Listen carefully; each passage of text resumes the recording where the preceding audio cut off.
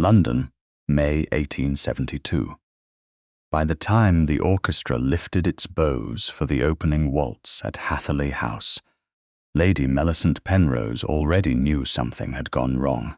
The musicians were not playing the set printed on her ivory dance card.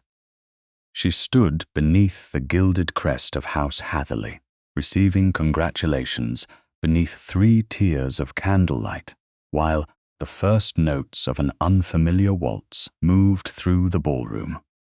Like a secret everyone had heard before her. Nearly 400 guests filled the room. Silk whispered across polished floors. Diamonds flashed beneath the chandeliers. At Melicent's wrist, the Hatherleigh engagement bracelet felt heavier than gold should have felt. Aubrey had promised to stand beside her for the receiving line. Instead, he had disappeared twice, returned once to speak to a cluster of gentlemen near the card room, then vanished again before the orchestra began. Melicent kept her shoulders straight. She had spent most of her life learning how to remain composed when men called uncertainty duty and women called endurance grace. Tonight was meant to announce her future as the Duchess of Hatherleigh. Every detail had been arranged around that promise, from the white lilies beneath the family crest to Aubrey's name written beside the opening waltz on her card. Then Miss Letitia Fane entered late. A quiet disturbance passed through the guests nearest the doors. Letitia wore silver-white satin, a shade too close to bridal ivory for innocence and too striking for apology. She paused as though surprised by the attention, one gloved hand resting lightly at her throat. Her fair hair had been dressed with small diamond stars. She did not look toward Melicent. She looked across the ballroom, directly at Aubrey. He had appeared beside the musicians' gallery. For one suspended moment, Melicent thought he would cross to her. His gaze met hers. There was no confusion in it, no regret. Only calculation. Aubrey began walking. The room seemed to widen before him. Ladies lowered their fans. Gentlemen stepped aside. Melicent felt every pace as distinctly as the beat beneath the violins. He came within 6 feet of her, close enough that she saw the faint curve of amusement at one corner of his mouth. Then he passed her. Aubrey stopped before Letitia and bowed. "Miss Fane, will you give me the honor of this dance?" Letitia let silence gather before she smiled. "I thought you'd never ask." The orchestra rose into the waltz. Aubrey took Letitia's hand. A breath moved through the ballroom, too soft to be called a gasp, and too sharp to be mistaken for anything else. Melicent did not move. She watched him lead his mistress onto the floor at the very ball held to celebrate his engagement. He placed one hand at Letitia's waist. She rested hers on his shoulder. They turned beneath the chandeliers, as though the room had been arranged for them. Someone near Melicent whispered, "Surely there has been a mistake." Another voice answered, "A duke does not make such mistakes." Melicent lowered her eyes to her dance card. Aubrey's name still occupied the first line in his own bold hand. The silver pencil attached by a narrow cord trembled once against the ivory. She closed her fingers around it until the trembling stopped. Letitia and Aubrey completed one turn, then another. On the third, Letitia's gaze found Melicent's. There was triumph in it, but not security. Letitia broke from the pattern at the edge of the floor, drawing Aubrey near the place where Melicent stood. The movement seemed accidental enough to anyone determined to believe in accidents. Letitia released Aubrey's hand for half a breath. Her fingers closed around Melicent's silver pencil. "You won't be needing this line, will you?" she murmured. The words were quiet. The gesture was not. With a single stroke, Letitia drew a dark mark through Aubrey's name. The pencil point snapped. a small metallic sound struck the floor. Letitia let the dance card fall from Melicent's hand, then returned to Aubrey before the next measure. He did not rebuke her. He smiled. The card landed face down near the polished shoe of Peregrine Northcote, Duke of Westervale.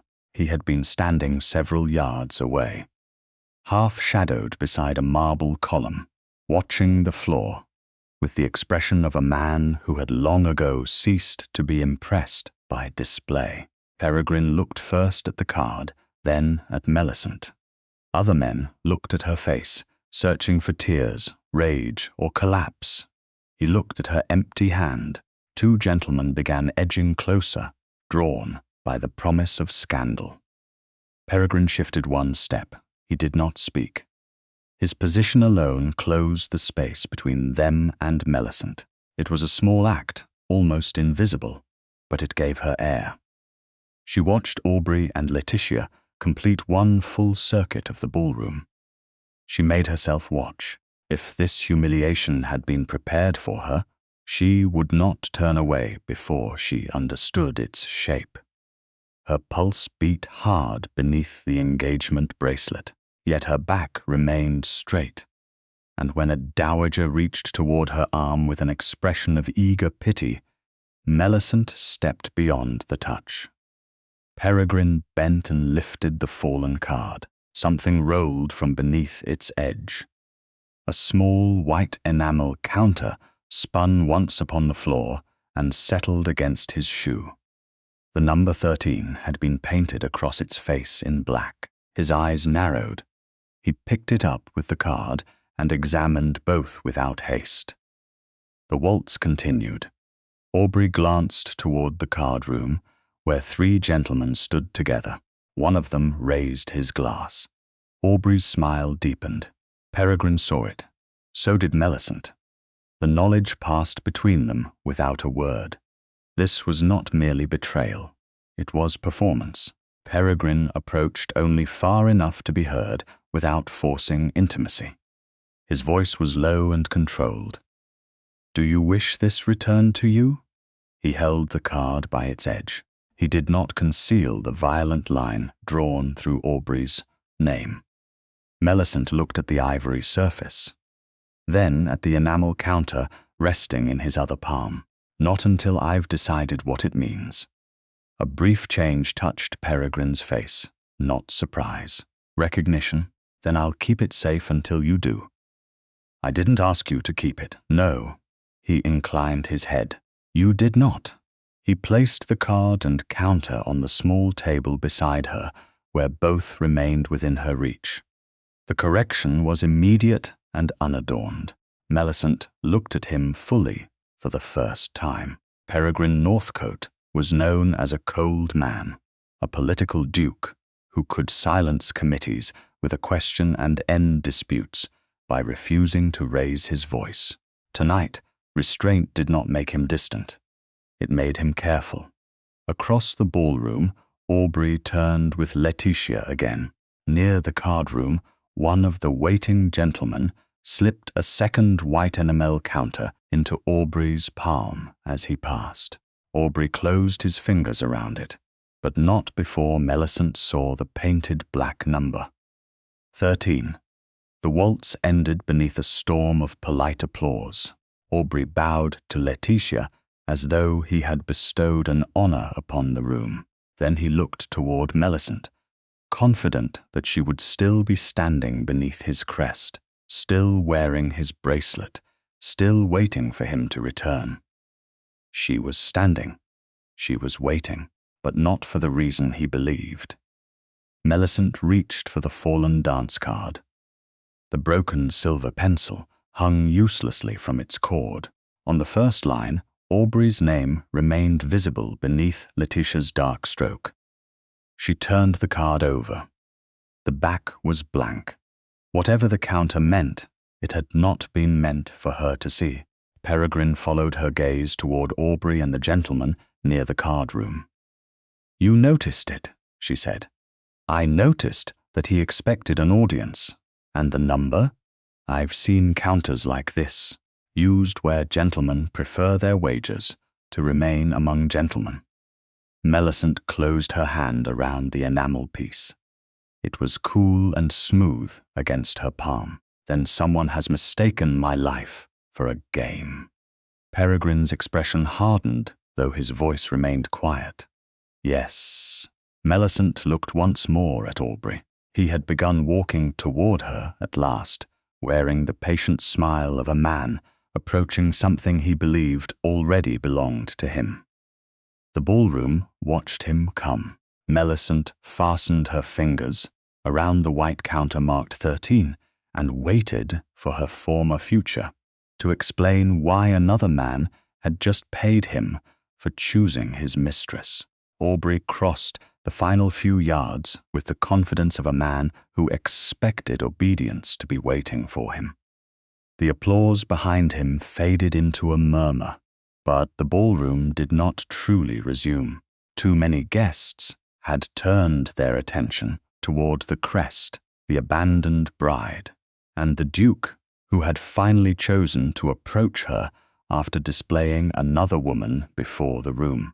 Letitia remained near the edge of the dance floor, one hand resting against her silver-white skirt. She watched Melicent with the bright, careful stillness of someone waiting to see whether victory would hold. Aubrey stopped before Melicent and offered the same smile he used when dismissing a servant's mistake. "There you are." Melicent looked at him. "I have been here all evening."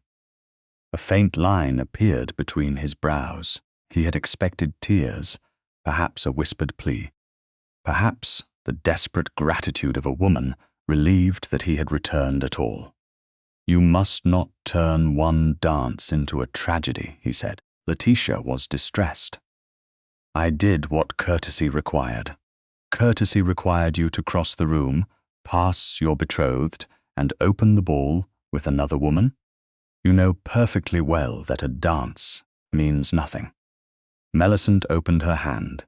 The white animal counter lay in her palm, its black number visible beneath the chandeliers. Aubrey's eyes shifted to it, then back to her face. The movement was small. It was also the first honest thing he had done that evening. "Then perhaps you can explain why another gentleman paid you for it." His smile did not disappear, but it hardened at the edges.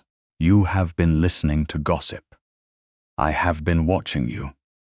Aubrey glanced toward Peregrine. "And receiving assistance from a man who has no business involving himself in private matters." Peregrine stood several feet away, close enough to prevent the curious from pressing inward, far enough to leave Melicent's choice visibly her own. "Lady Melicent asked you a question," he said. His tone held no threat. That made the words carry farther. Aubrey's gaze sharpened. "I was not speaking to you, Westervale. No, you were avoiding an answer." Melicent raised one hand before either Duke could continue. "I will not have this turned into a quarrel between men." Peregrine inclined his head and stepped back half a pace. Aubrey did not. "Melicent, you are overwrought. I am not. You have suffered a surprise in public. It is understandable that you should misread what followed. Did you wager that I would remain after you chose Letitia for the opening waltz?" Aubrey's silence lasted only a second, but the women nearest them heard it. Fans stopped moving. A gentleman behind a marble pillar shifted his weight. Letitia's expression changed. The triumph in it thinned. "This is not the place," Aubrey said. "It was the place when you humiliated me. I did no such thing. Then answer." His jaw tightened. "A private jest among friends is not a matter for you." The words struck harder than denial would have done. Melicent felt the room tilt, then steady. Not because the pain had lessened, because it had found a shape. He had not merely desired Letitia more. He had used Melicent's tolerance as entertainment. "What was the wager?" she asked. Aubrey lowered his voice. "You will regret forcing this." What was it? That you would behave with dignity. A few nearby guests looked away. Even they understood the cruelty hidden inside the phrase. Melicent studied him with a clarity that felt almost cold. No, you wagered that I would mistake endurance for dignity. Letitia took a step forward. Melicent, please. Aubrey only wished to spare me embarrassment. Melicent turned to her. By giving me yours?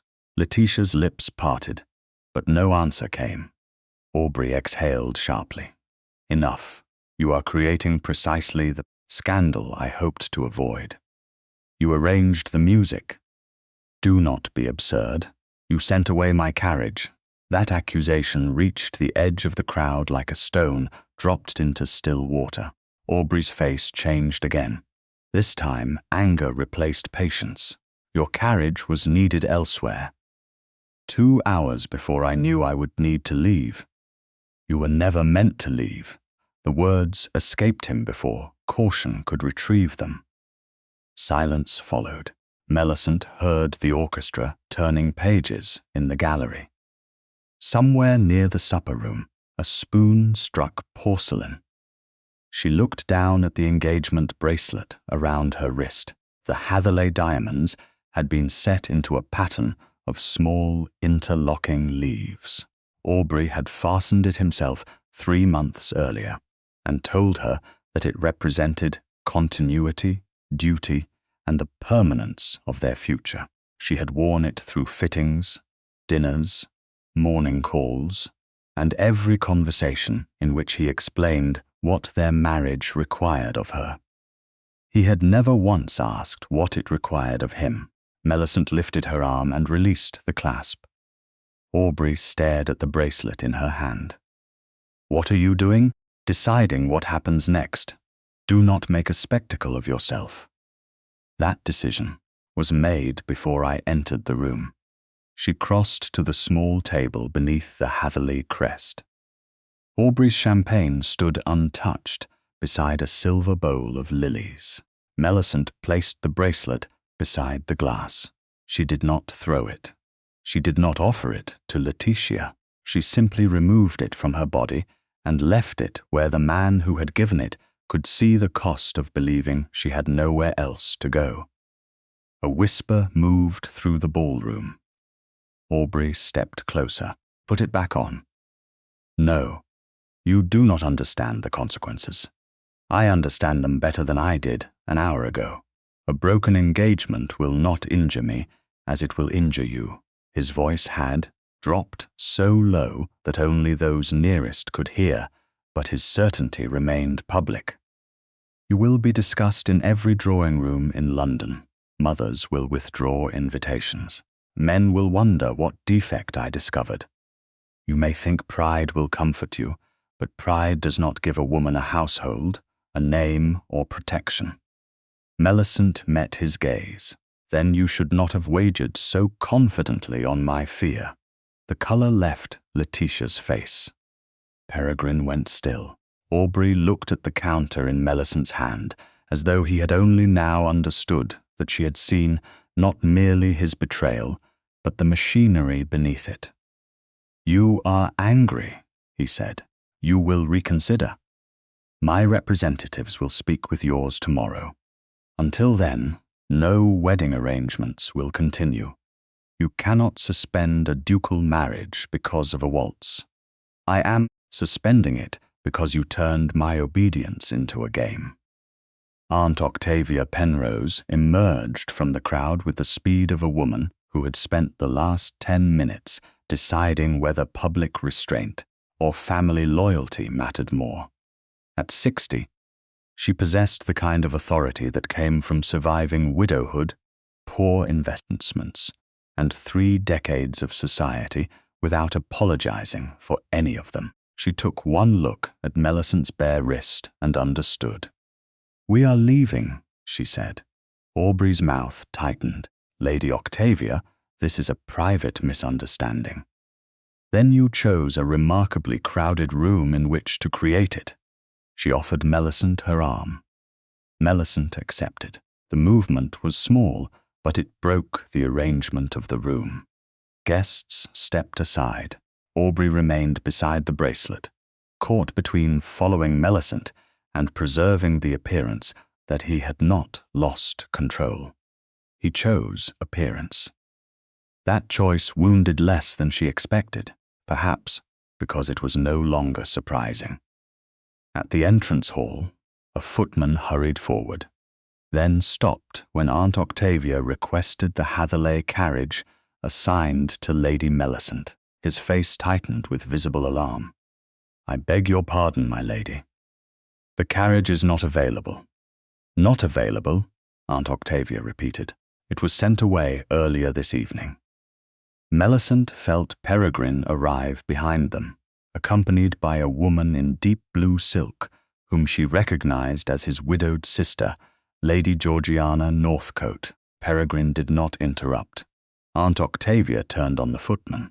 "On whose order?" The man looked toward the ballroom doors. "His Grace's." "When?" Melicent asked. "Shortly after 9, my lady. Nearly 2 hours before the opening waltz. Nearly 2 hours before Aubrey had publicly chosen Letitia. The missing carriage had not been an inconvenience. It had been part of the expectation that Melicent would remain trapped beneath the Hatherleigh crest until he decided to release her.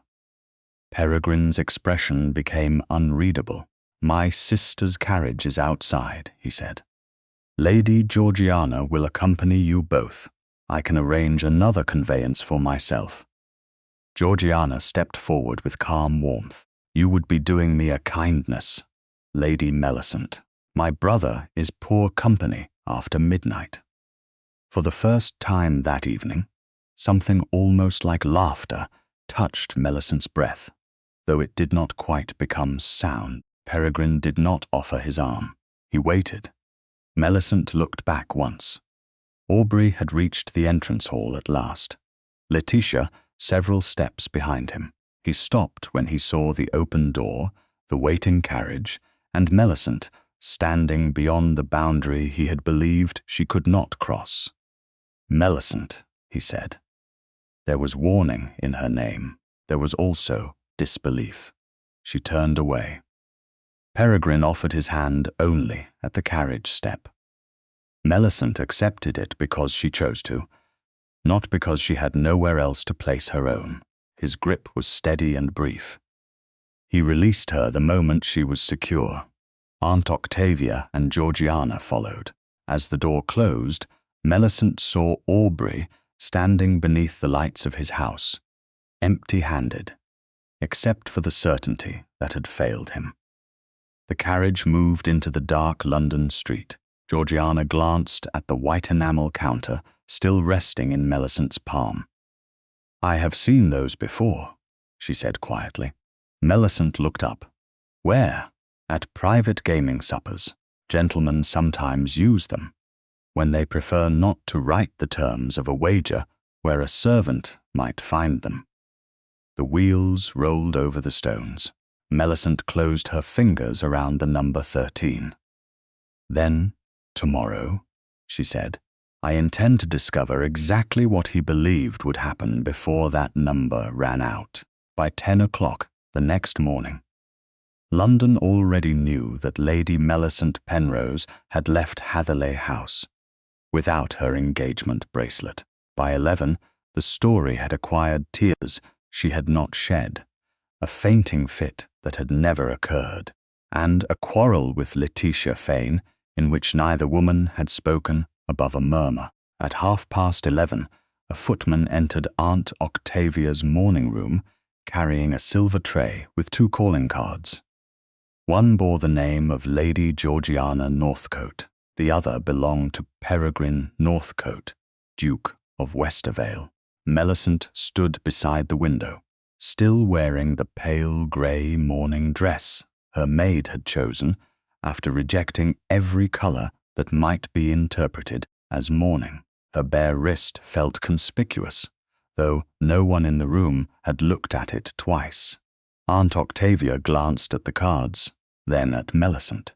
"You may refuse them, I know. Do you wish to?" Melicent considered the question. It had been asked without pressure, which made the answer easier. No. Octavia nodded to the footman. Show them in. Georgiana entered first, composed and warmly dressed in deep green. Peregrine followed several steps behind her. He had changed from evening black into a dark morning coat, but his expression remained what it had been beneath the Hatherleigh chandeliers. Controlled.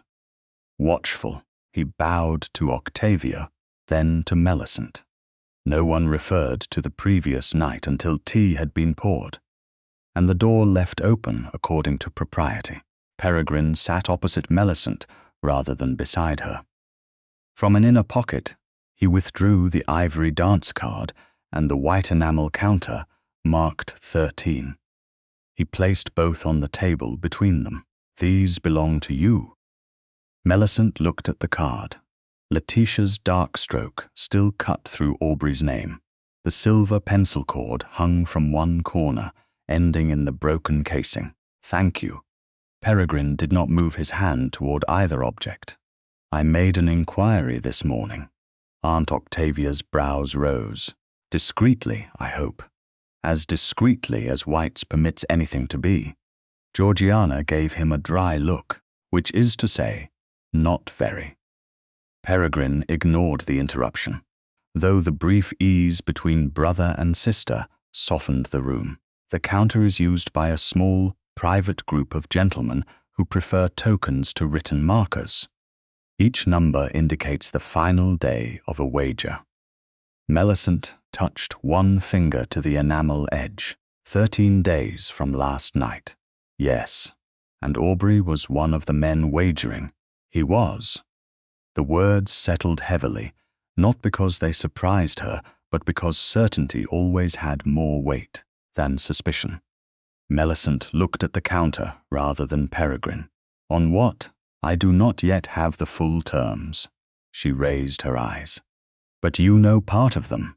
Peregrine held her gaze. I know the wager concerns you. Aunt Octavia set down her cup with more force than etiquette required. He wagered on his own betrothed. That appears to be the case. Appears? Melicent asked. I was told enough to remove reasonable doubt, not enough to accuse him before witnesses.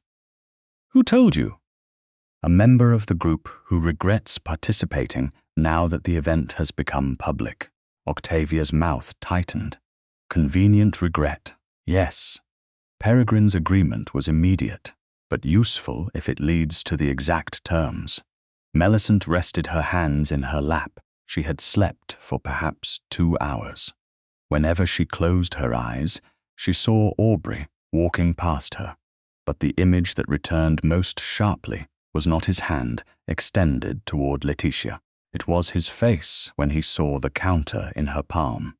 Fear had touched him then, briefly, honestly. What did this man tell you?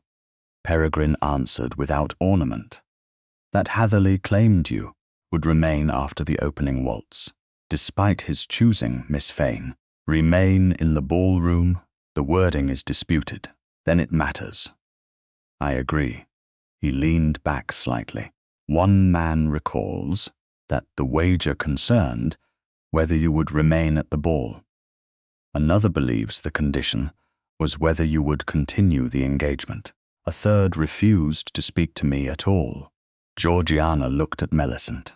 My brother has a manner that encourages men to remember exactly what they hoped to forget. Not always, Peregrine said. Only when they believe silence will cost more. Melicent almost smiled, but the feeling vanished before it reached her mouth. Did Aubrey expect to display the counter after winning? Most likely. Then he expected me to know eventually. Or he expected you to see it and understand what refusal would cost you. The room went quiet. That possibility was worse than secrecy. A hidden wager would have made her a joke.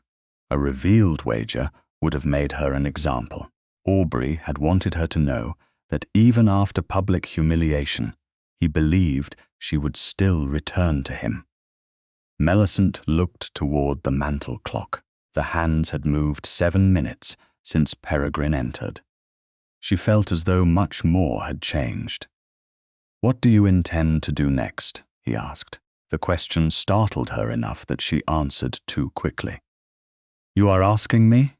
"Yes. Most men would have arrived with a plan. I have several, and yet you are not offering one. Not until I know whether you want my involvement." Aunt Octavia's attention shifted between them. Georgiana remained still, though approval warmed her expression. Melicent looked at Peregrine carefully. He had influence, rank, and access to rooms where her name could become an amusement before luncheon. He could challenge Aubrey, frighten witnesses, or spread a more flattering version of events.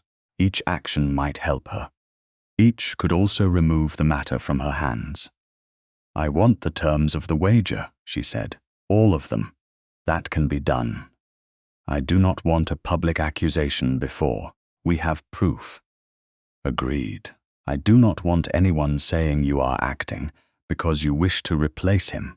His expression did not change, but something in the silence did. "That may be said regardless. Then do not give it nourishment." "I will not." Melicent's fingers closed around the broken silver pencil, "and I want to know whether Aubrey had any legal means of forcing the wedding arrangements to continue." Aunt Octavia answered before Peregrine could. "Mr. Quillen is expected within the hour." Peregrine nodded. "He is competent." Octavia gave him a pointed look. "I did not ask." "No." A small pause followed. "You did not." Melicent heard the echo of the previous night and knew he had intended her to. The recognition unsettled her more than flattery would have done. An hour later, Mr. Quillen arrived, carrying a narrow leather case and the grave expression of a solicitor who had already heard 3 inaccurate versions of the truth. He confirmed that no final marriage settlement had been executed. Preliminary drafts existed. Wedding arrangements could be suspended at once. The engagement itself required no court decree to end, though letters between families and the return of gifts would formalize the separation. "His Grace may threaten scandal," Mr. Quillen said, "but he cannot compel a marriage." Melicent breathed more deeply for the first time that morning. "And my mother's property, untouched. It remains under the terms of her settlement." Peregrine said nothing. He did not offer financial rescue or legal direction. He merely listened while Melicent asked questions until every answer became clear.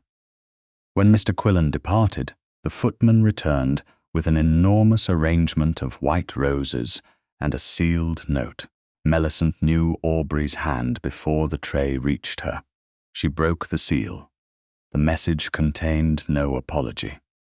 "You have had time to recover your composure. Return to Hatherleigh House before gossip makes reconciliation difficult. We will proceed as planned." Melicent read it twice. Then she handed it to Aunt Octavia. "He still believes I am returning." Peregrine's voice was quiet. "He may believe the wager depends upon it." A second note arrived before noon. This one was unsealed and unsigned. The handwriting was unfamiliar. 13 days, my lady. Ask yourself what he wins if you return." Melicent placed the note beside the white enamel counter. Peregrine rose. "I will find the full wording." "Only the wording," she said. "Nothing more without asking me. You have my word." At the door, Georgiana paused to touch Melicent's hand. Peregrine did not. He bowed and followed his sister into the hall. The room felt larger after he left, but not safer. Melicent looked again at Aubrey's flowers, his command, the anonymous warning, and the counter marked 13. Then the footman returned once more, breathless from the steps. "My lady, a gentleman has sent word for the Duke of Westervale." Peregrine stopped in the hall. "What word?" The footman swallowed. The wager was not whether Lady Melicent would forgive his grace. Melicent rose. Then what was it? The answer came from the messenger, waiting beyond the open door, whether she would return to Hatherleigh House within 13 days, and resume the wedding as though nothing had happened. The message had come from Lord Malcolm Vane, a minor member of the private gaming circle, who had been sober enough to regret what he had heard and cowardly enough to send the truth through a servant. For noon, Peregrine had confirmed the wording with a second man. Aubrey had wagered that Lady Melicent Penrose would return to Hatherleigh House within 13 days, resume the wedding preparations, and behave as though the opening waltz had been no more than an unfortunate misunderstanding. The cruelty of it was precise. Aubrey had not wagered on forgiveness. He had wagered on surrender. By 2 o'clock, Melicent had decided she would not spend the day waiting for men to bring her fragments of her own humiliation. When Peregrine returned with Georgiana to Aunt Octavia's house, he found Melicent dressed for a formal morning call, her ivory dance card resting inside a plain leather folio. "You found the orchestra leader," she said. Peregrine stopped just inside the drawing room. "I found his name." "Then we will speak to him. He can be brought here." "I know." Melicent fastened one glove. "I would rather ask the questions myself." Aunt Octavia, seated near the fire with a list of afternoon callers, looked over the rim of her spectacles. "Mr. Elias Grigg has agreed to come at 3. His daughter will accompany him, and Georgiana has consented to remain. No one can accuse us of impropriety unless they are willing to exhaust themselves." Georgiana smiled. "Society is often willing." Peregrine looked at Melicent. "You arranged this before I arrived." "I did." "Good." There was no challenge in the word, no irritation that she had moved without him. The simplicity of his approval eased something she had not realized was tense. At 3, Mr. Grigg entered with his daughter, a slender girl of perhaps 17, who carried a music case against her chest, as though it could shield them both. Grigg was a careful man in a coat polished by long use. He bowed too deeply to Peregrine and not deeply enough to Melicent, then seemed ashamed of both errors.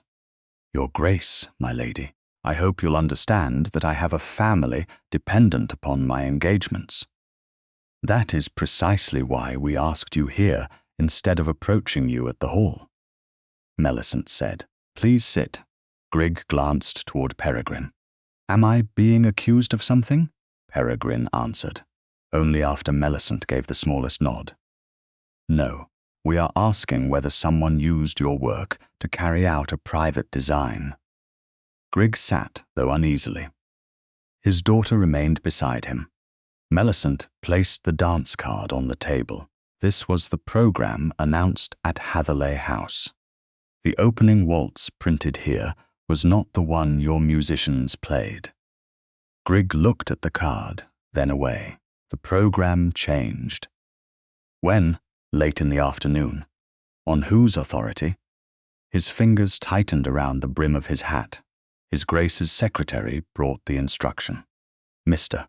Sloane?" Peregrine asked. "No, Your Grace, Mr. Farlow, the household secretary." "Was the instruction written?" Melicent said. Grigg hesitated. "Yes. Do you still have it?" His daughter looked at him sharply. That movement told Melicent the answer before he spoke. "I retained the cue sheet because the additional fee was never paid," Grigg said. "I meant no disrespect. Musicians cannot live on promises, even ducal ones." "You were right to keep it," Melicent said. "What did the instruction require?" Grigg swallowed. "That the opening set be replaced, that we hold the first measure until the Duke reached Miss Fane. Then we were to begin at once." The room seemed to contract around the words. Melicent had known the dance was planned. Knowing the music itself had been timed to Aubrey's steps made the memory colder. Did the note name me? No, my lady. Did it name Miss Fane? Yes, as Aubrey's opening partner, not in those words. It said the first waltz must begin when His Grace offered his hand to Miss Fane. Aunt Octavia's mouth flattened. Georgiana looked toward Peregrine, but he did not move. He was watching Melicent, waiting to see whether she wished him to speak. She did not. Who delivered the payment? Melicent asked. Half was sent in advance from Hatherleigh House. The remainder was promised after the ball, and never paid. No. Why did you agree to such a strange instruction? Grig's face colored. I was told Miss Fane had secured a donation for the Musicians' Widows' Fund, and that His Grace meant to honor her publicly. I believed it was a surprise of gratitude, not an insult to another lady. His daughter lowered her eyes. Shame crossed his face. Melicent recognized it. It was the shame of someone with less power who had been made useful to someone with more. You played what you were contracted to play, she said. The disgrace belongs to the man who purchased cruelty and called it music. Grig looked at her then. Some of the fear left his expression. There is more. Peregrine's attention sharpened. Go on. The Duke's secretary asked whether the musician's entrance could be delayed if Lady Melicent arrived late. I said it would disrupt the receiving line. He told me not to concern myself because her carriage would not be required after the ball began. Aunt Octavia went still. Melicent felt the memory of the empty carriage stand rise before her. He said that before the ball. At 4 in the afternoon.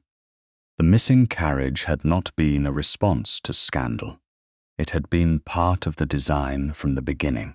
Aubrey had arranged the humiliation, removed her means of leaving, and wagered that she would remain, because society had taught her departure would cost more than endurance. Melicent placed both hands flat upon her skirt. Did anyone else attend this conversation? Grig's daughter spoke for the first time. A lady did. Her voice was quiet but clear. What lady? Melicent asked. I did not know her name then. She wore a dark veil and stood near the side door during rehearsal, but I saw her last night when the dance began. The girl's fingers tightened around the music case. It was Miss Fane. Silence entered the room. Letitia had not merely accepted Aubrey's hand. She had watched the machinery being prepared. Are you certain? Georgiana asked. Yes, my lady. She removed one glove to turn a page of the score. She wore the same star-shaped ring last night. Melicent remembered the flash of diamonds at Letitia's hand as she took the silver pencil. Did she speak? Only once. She asked my father whether the music would be loud enough that no one could pretend not to notice. Grig closed his eyes briefly. Clara. It is true, his daughter said, and I'm tired of being frightened because rich people think payment makes every order respectable. Melicent looked at the girl with sudden gratitude. You have done nothing wrong by telling the truth. Clara lifted her chin, though her hands still trembled. Will my father lose his engagements? Not because of me. Melicent turned to Grig. Will you keep the cue sheet safe? He glanced toward Peregrine. His Grace offered to store it at Westervale House. Peregrine said, I offered, I did not insist. Grig looked back at Melicent. What would you prefer? The question mattered. Not because the sheet was hers, but because the decision touched her name. Keep it where it is for now, she said. Tell no one we have seen you. If you are threatened, send word to Aunt Octavia and to the Duke of Westervale at the same time. Peregrine nodded once. Agreed. Grig rose, then paused. My lady, I am sorry. Melicent looked at the dance card between them. So am I, but sorrow will not be useful unless it leads somewhere. After Grigg and Clara departed, Peregrine remained by the mantel while Georgiana spoke quietly with Aunt Octavia. "You were right to protect them," he said. "I did not protect them. No, I refused to sacrifice them for a faster victory." His gaze held hers. "That is a form of protection." Melicent looked away first. "Aubrey will learn someone has spoken, eventually. And Letitia may know the cue sheet exists." "Yes, then we have very little time." Before Peregrine could answer, the footman entered, carrying a folded note sealed with the Hatherleigh crest. Aunt Octavia broke it, read the first line, and gave a humorless laugh. "His Grace announces that he will call here tomorrow morning." Melicent took the note. Aubrey had written that he wished to settle the misunderstanding privately on the 6th day. No apology, no request, only an announcement. She folded the paper once. "Let him come." Peregrine's expression hardened. "Are you certain?" "Yes." Melicent looked at the cue sheet's existence recorded in her own mind, at the dance card on the table, and at the white counter marked 13 beside it. "He believes the music ended when I left his house. Tomorrow I intend to let him hear what it was actually playing." Aubrey arrived at 11 the next morning, with white roses, a velvet case, and the expression of a man attending a negotiation he believed had already been decided. Aunt Octavia received him in the blue drawing room rather than the smaller morning room, a choice that allowed 3 doors to remain open and made privacy impossible to mistake for secrecy. Georgiana sat near the windows with an embroidery frame she had not touched for 10 minutes. Peregrine stood beside the mantel, present only because Aunt Octavia had invited him and his sister with 2 other callers who had departed moments before. Melicent sat opposite the empty chair reserved for Aubrey. She wore dark green, not grey. She had chosen the color because it belonged neither to mourning nor to bridal expectation. Aubrey paused when he saw Peregrine. "I had understood this was to be a family conversation."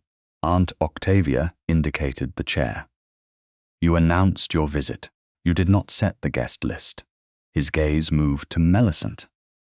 "May we speak alone?" "No," she said. The answer was quiet enough that he had to hear it fully. Aubrey placed the roses on a side table. The velvet case followed. "Very well." He sat and arranged one cuff. "You have had several days to recover from the excitement of the ball.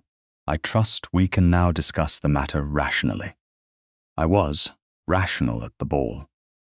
"You removed my bracelet before half of London, after you chose your mistress before all of it." Georgiana's needle stopped above the linen. Peregrine did not move. Aubrey's mouth tightened. "Letitia is not my mistress. Then what is she? A friend to whom I owe loyalty. What kind of loyalty requires secrecy? A house promised after marriage, and the public humiliation of your betrothed." For the first time, Aubrey looked genuinely startled. The reaction lasted only a moment. "You have been speaking to people who do not understand the situation." "Then explain it." He leaned back. "Letitia has endured reduced circumstances with remarkable dignity. Her father left debts. Her relations offer little help. I have known her for years." "And you love her?"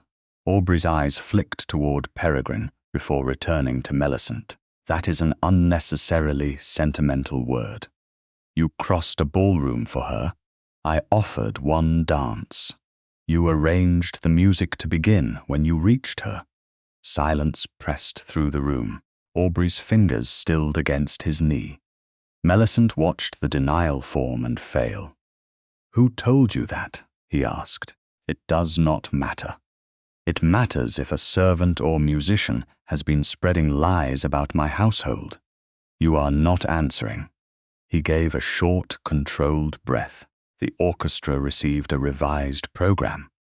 Such changes are common. Was Letitia present at the rehearsal? I would not know. Did you order my carriage dismissed before the ball began?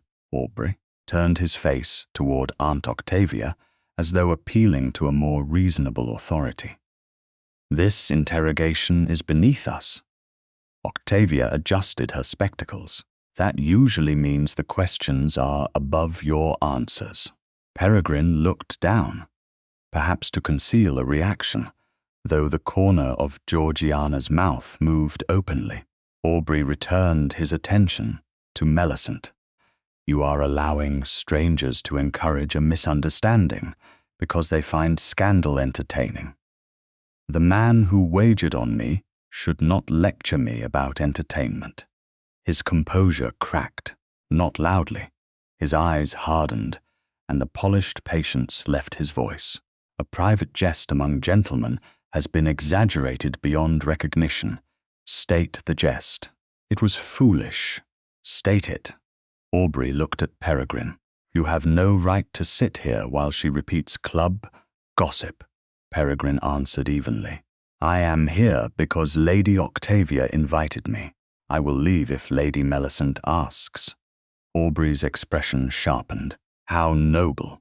Melicent spoke before the exchange could gather force. Do not turn this into a quarrel between you. Peregrine inclined his head. I will not. Aubrey laughed once without humor. He has already made it one.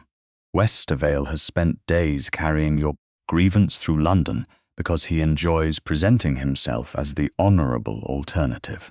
He has not carried it anywhere. I did not ask him to go. You believe that? I believe he asked me what I wanted. You told me what I would endure. Aubrey leaned forward. What I told you was what marriage requires. A duchess does not collapse because her husband offers courtesy to another woman. A duchess may be expected to overlook many things. Was I also expected to finance them? The question landed cleanly. Aubrey's face became still. Melicent continued. You promised Letitia a house after our wedding. Were its expenses to come from your income or from the arrangements tied to mine? You have no understanding of the obligations attached to my position. Then give me one. I would provide for her. With what? That is not your concern. It would become my concern the moment you married me. Aubrey rose, then seemed to think better of the display and sat again. You are speaking as though I intended to deceive you. Did you intend to tell me before the wedding? He said nothing. The room answered for him. Melicent felt the wound open, but it did not widen. She had already reached its edges. You wanted my name beside yours, my property protected under your title, and my silence around Letitia. I wanted a suitable marriage. Suitable for whom? Aubrey's gaze dropped to her bare wrist. You are behaving like a woman who has forgotten the world she lives in. Men of rank have responsibilities and attachments that do not fit inside romantic fantasies. I did not ask for fantasy. I asked whether you meant to keep another woman while using me to make the arrangement respectable. You knew ours was not a love match. I knew affection was not guaranteed. I did not know contempt was part of the settlement. Aubrey looked toward Peregrine again. And now you imagine Westervale offers something better. Melicent's spine stiffened. This is not about him. Of course it is. You leave my house in his sister's carriage. He appears here the next morning. He questions club members. He sits beside your aunt while you accuse me. Do you think London cannot count?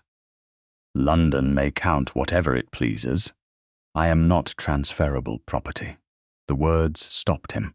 Peregrine's expression changed almost imperceptibly, not with triumph, but with something quieter. Aubrey saw it and mistook it for victory. There, he said, you have already allowed him to turn your anger into an invitation. Peregrine's voice cooled. "You are addressing Lady Melicent." "I am addressing my betrothed, not if she says otherwise." Aubrey stood. This time he remained standing. "You would like that, would you not?" "What I would like is irrelevant." Peregrine looked at Melicent rather than Aubrey. "What she chooses is not." The room went silent. The difference between the two men was not that one desired her and one did not. Melicent was no longer certain of that. The difference was that Peregrine had spoken as though desire gave him no rights. Aubrey spoke as though an engagement had already erased hers. She turned back to Aubrey. "The wedding arrangements remain suspended. Mr. Quillen will write to your solicitor today. The bracelet and every other Hatherleigh gift will be catalogued and returned. You will regret this, perhaps. Society will not treat you kindly. It did not treat me kindly while I obeyed. You think pride will provide a household, protection, a name? I already have a name." His mouth flattened. "Penrose will not shield you forever. Neither did Hatherleigh." Aubrey reached for the velvet case and opened it. Inside lay a bracelet larger and brighter than the one Melicent had returned, set with diamonds around a central emerald. "This belonged to my grandmother. I brought it as a gesture of good faith." Melicent looked at the jewels, then at him. An apology would have weighed less. "I will not apologize for refusing to let a distressed woman be humiliated. You humiliated one woman to protect another. You were never in danger. No, you believed I was trapped." Aubrey closed the case with a hard click.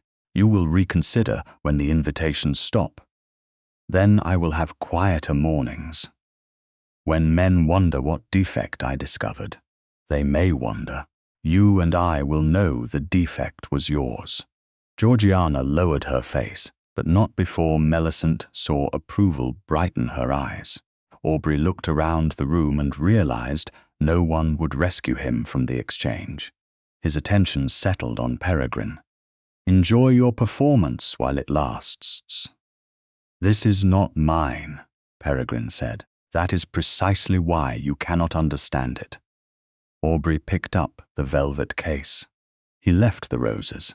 At the door, he turned once more to Melicent. "Letitia has nowhere else to go." Melicent held his gaze. "Neither did you think I had. That was your mistake." He departed without bowing. The house door closed several moments later. Only then did Aunt Octavia release the breath she had been holding. Georgiana set down her embroidery. Peregrine remained by the mantel, giving Melicent the space Aubrey had never understood. "Would you like the room cleared?" he asked. Melicent looked at the roses, the chair Aubrey had occupied, and the place on her wrist where his bracelet had rested. No. She reached for the tea. Her hand was steady. "I would like a cup before the next person decides I am expected to collapse." Aunt Octavia poured. A small silence followed, gentler than the ones Aubrey had left behind. Peregrine accepted no tea. "He will move against your credibility now," he said. "Yes, he cannot win the wager if you do not return." Melicent lifted the cup. "Then he will try to make leaving look like dishonesty." In the hall beyond the open door, Aubrey's voice carried faintly before the outer door shut. He had spoken to someone waiting near the steps. Melicent caught only one sentence. She must admit she knew. Peregrine heard it too. His gaze met hers. The wager had failed to bring Melicent back. Aubrey's next plan would be to convince London that she had never truly been betrayed at all. The invitation to Lady Cranley's musicale arrived the following afternoon on thick cream paper, its edges pressed with a narrow gold border, and its wording so formal that refusal would have been noticed almost as quickly as attendance. Aunt Octavia read it twice, then handed it to Melicent. "Miss Fane is listed among the performers." Melicent already knew. Letitia's name stood beneath the announcement of a new song cycle by a fashionable German composer, printed in elegant black type, as though nothing in London had shifted beneath her feet. That is why I should go. Aunt Octavia studied her. You owe society no demonstration of courage. No. But if I remain hidden, Aubrey will say I am ashamed. Letitia will say I have left her to bear the cruelty alone. Everyone else will choose whichever version is easiest to repeat. And what do you intend to do if she speaks to you? Listen. Octavia's brows rose. That sounds dangerously reasonable. Melicent folded the invitation. I am beginning to suspect reason unsettles people more than anger. 2 evenings later, Lady Cranley's rooms were bright with candles, polished instruments, and the careful arrangement of guests who had come to hear music while hoping for scandal. Melicent entered beside Aunt Octavia in a gown of muted blue. She wore no Hatherleigh jewels.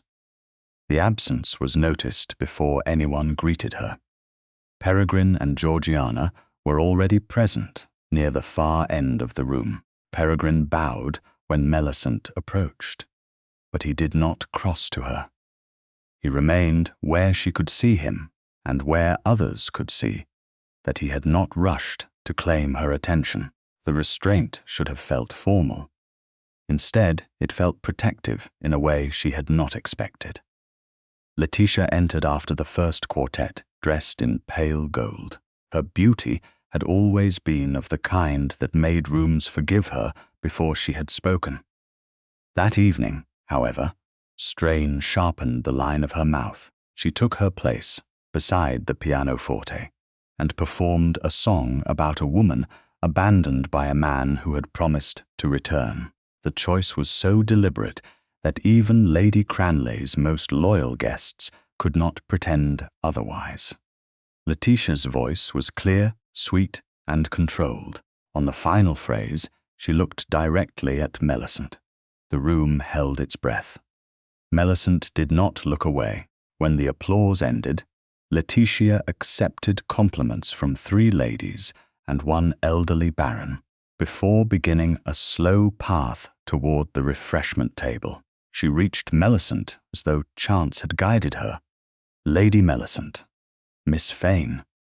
Letitia glanced toward Aunt Octavia, then toward Peregrine across the room. May I speak with you?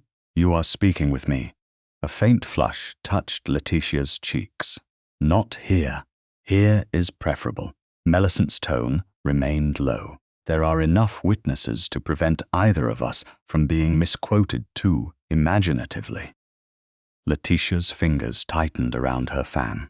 You think I wanted what happened at the ball? Did you? I wanted 1 dance. You attended the rehearsal. Letitia's eyes widened before she could stop them. Melicent saw fear replace performance. Who told you that? It does not matter. It matters if someone is inventing stories. You asked whether the music would be loud enough that no one could pretend not to notice. Letitia's face lost color. For a moment, the practiced elegance disappeared, leaving a tired woman who had been caught inside a choice she had once believed would protect her. Aubrey said you understood, she whispered. Understood what? That your marriage would be one of position, that he needed your connections and your family standing. That affection had never been part of the arrangement. Melicent kept her voice steady. Did he tell you I had agreed to be humiliated before hundreds of people? No. Did he tell you I had agreed to let him wager on whether I would endure it? Letitia looked down.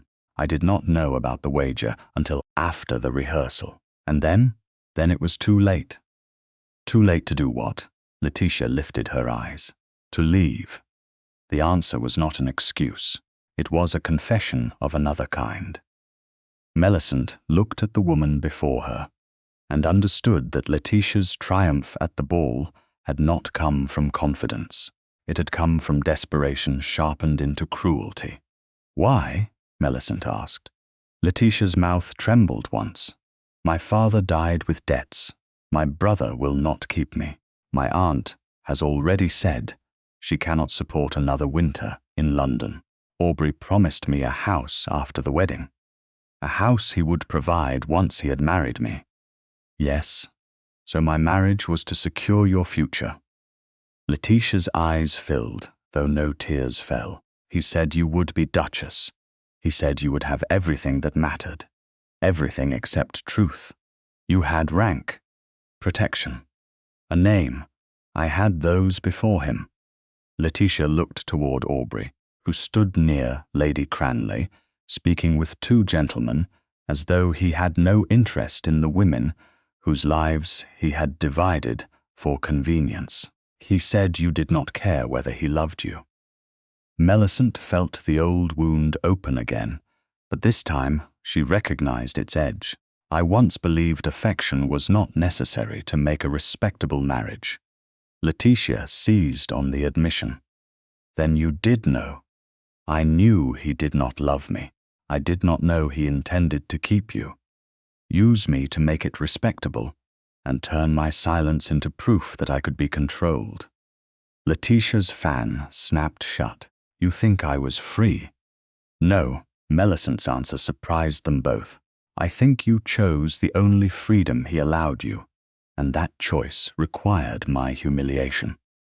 Letitia's expression hardened, though the hardness was fragile. What would you have done in my place? I do not know. Melicent paused. But I would not call dependence love simply because it came with a promised house. The words struck.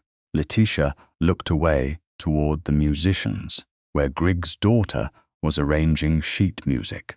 You speak as though I have another option. You may not have an easy one. Easy? Letitia's laugh was barely a sound. Do you think I can return to society after this? Do you think any woman will receive me if Aubrey turns away? He is the only person who has offered security. Security that depends upon another woman marrying him. Then marry him. Melicent went still. Letitia stepped closer. You would have the title. He would have the alliance. I would have the house. No one need be destroyed, except me. You said you did not require love. I require dignity. Dignity does not pay rent. No, but the absence of it charges interest. Letitia flinched. For the first time, Melicent saw shame rather than defiance. He told me you would return, Letitia said. He said women like us always return because society leaves us nowhere else to go. Women like us? Women without brothers willing to support them. Women whose futures depend upon what men decide to provide. Melicent followed Letitia's gaze toward Aubrey. He had not once looked in their direction. Perhaps he believed both women were already doing exactly what he expected. No woman is loved by being kept dependent on another woman's humiliation, Melicent said. Letitia's eyes closed briefly. When they opened, fear had returned. He will ruin me if you leave him. He may try. Then you must understand why I cannot help you. I did not ask for help. You will. Letitia glanced toward the room, lowering her voice further. There is a woman willing to swear that you knew about Aubrey and me before the ball. She heard you say, affection did not matter in a ducal marriage. Once London hears that, they will not see betrayal. They will see regret. They will say you accepted the arrangement until Westervale offered you something better. Melicent felt the trap close with chilling neatness. Who is she? I cannot tell you. Cannot or will not. Does it matter? It will. Letitia moved away before Melicent could answer. She paused only once. Return to Aubrey, Lady Melicent, for all our sakes. Then she crossed the room and took her place beside Lady Cranley as though the conversation had concerned nothing more serious than music. Aunt Octavia approached immediately, but Melicent lifted one hand. Not yet. Across the room, Peregrine waited. He had seen Letitia's face change. He had seen Melicent remain standing. He did not come closer until she gave the smallest nod. Then he crossed the room and stopped at a respectful distance. "Would you like to leave?" he asked. "No." "Would you like me to speak to Hatherleigh?" "No." His gaze held hers. "Then what would you like?" Melicent looked at Letitia, at Aubrey, and at the women already whispering behind their fans. "I would like to understand why your silence felt more supportive than his promises ever did." Peregrine's expression softened, though he did not smile. "I am learning that presence need not occupy the whole room." The answer settled somewhere tender and dangerous. Before Melicent could reply, Lady Cranley's butler entered, carrying the Evening Post. By morning, a society paragraph appeared in 3 drawing rooms and 1 fashionable breakfast room before it reached Aunt Octavia's house. It claimed Lady Melicent Penrose had long agreed to a marriage of convenience that permitted the Duke of Hatherleigh's attachment to Miss Fane, and that her sudden outrage had begun only after receiving the attentions of another duke. Melicent read the paragraph once. Then she placed it beside the white enamel counter marked 13. Aubrey's first wager had been that she would return. His second strategy was to make the world believe she had never truly been wronged. The society paragraph reached Lady Cranley before breakfast had ended, and by noon she had sent a note inviting Melicent to answer it at the charity subscription gathering already planned for that afternoon. Aunt Octavia called the invitation a trap wrapped in civility. Melicent called it an opportunity. "They have already judged the silence," she said. "I may as well give them words." The gathering filled Lady Cranley's breakfast room with more guests than charity required. Ladies clustered around small tables laid with coffee, chocolate, and thin slices of seed cake. Gentlemen stood near the windows, pretending to discuss subscriptions while watching the door. Melicent entered beside Aunt Octavia. The first change in the room was not silence. It was the careful lowering of voices, a softer cruelty, because it wished to appear refined.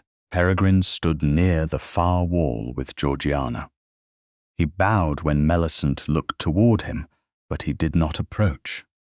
Aubrey had already arrived. Letitia sat beside Lady Augusta Pell, an elderly dowager whose reputation for remembering private remarks had long exceeded her talent for remembering context. Lady Cranley rose from her chair.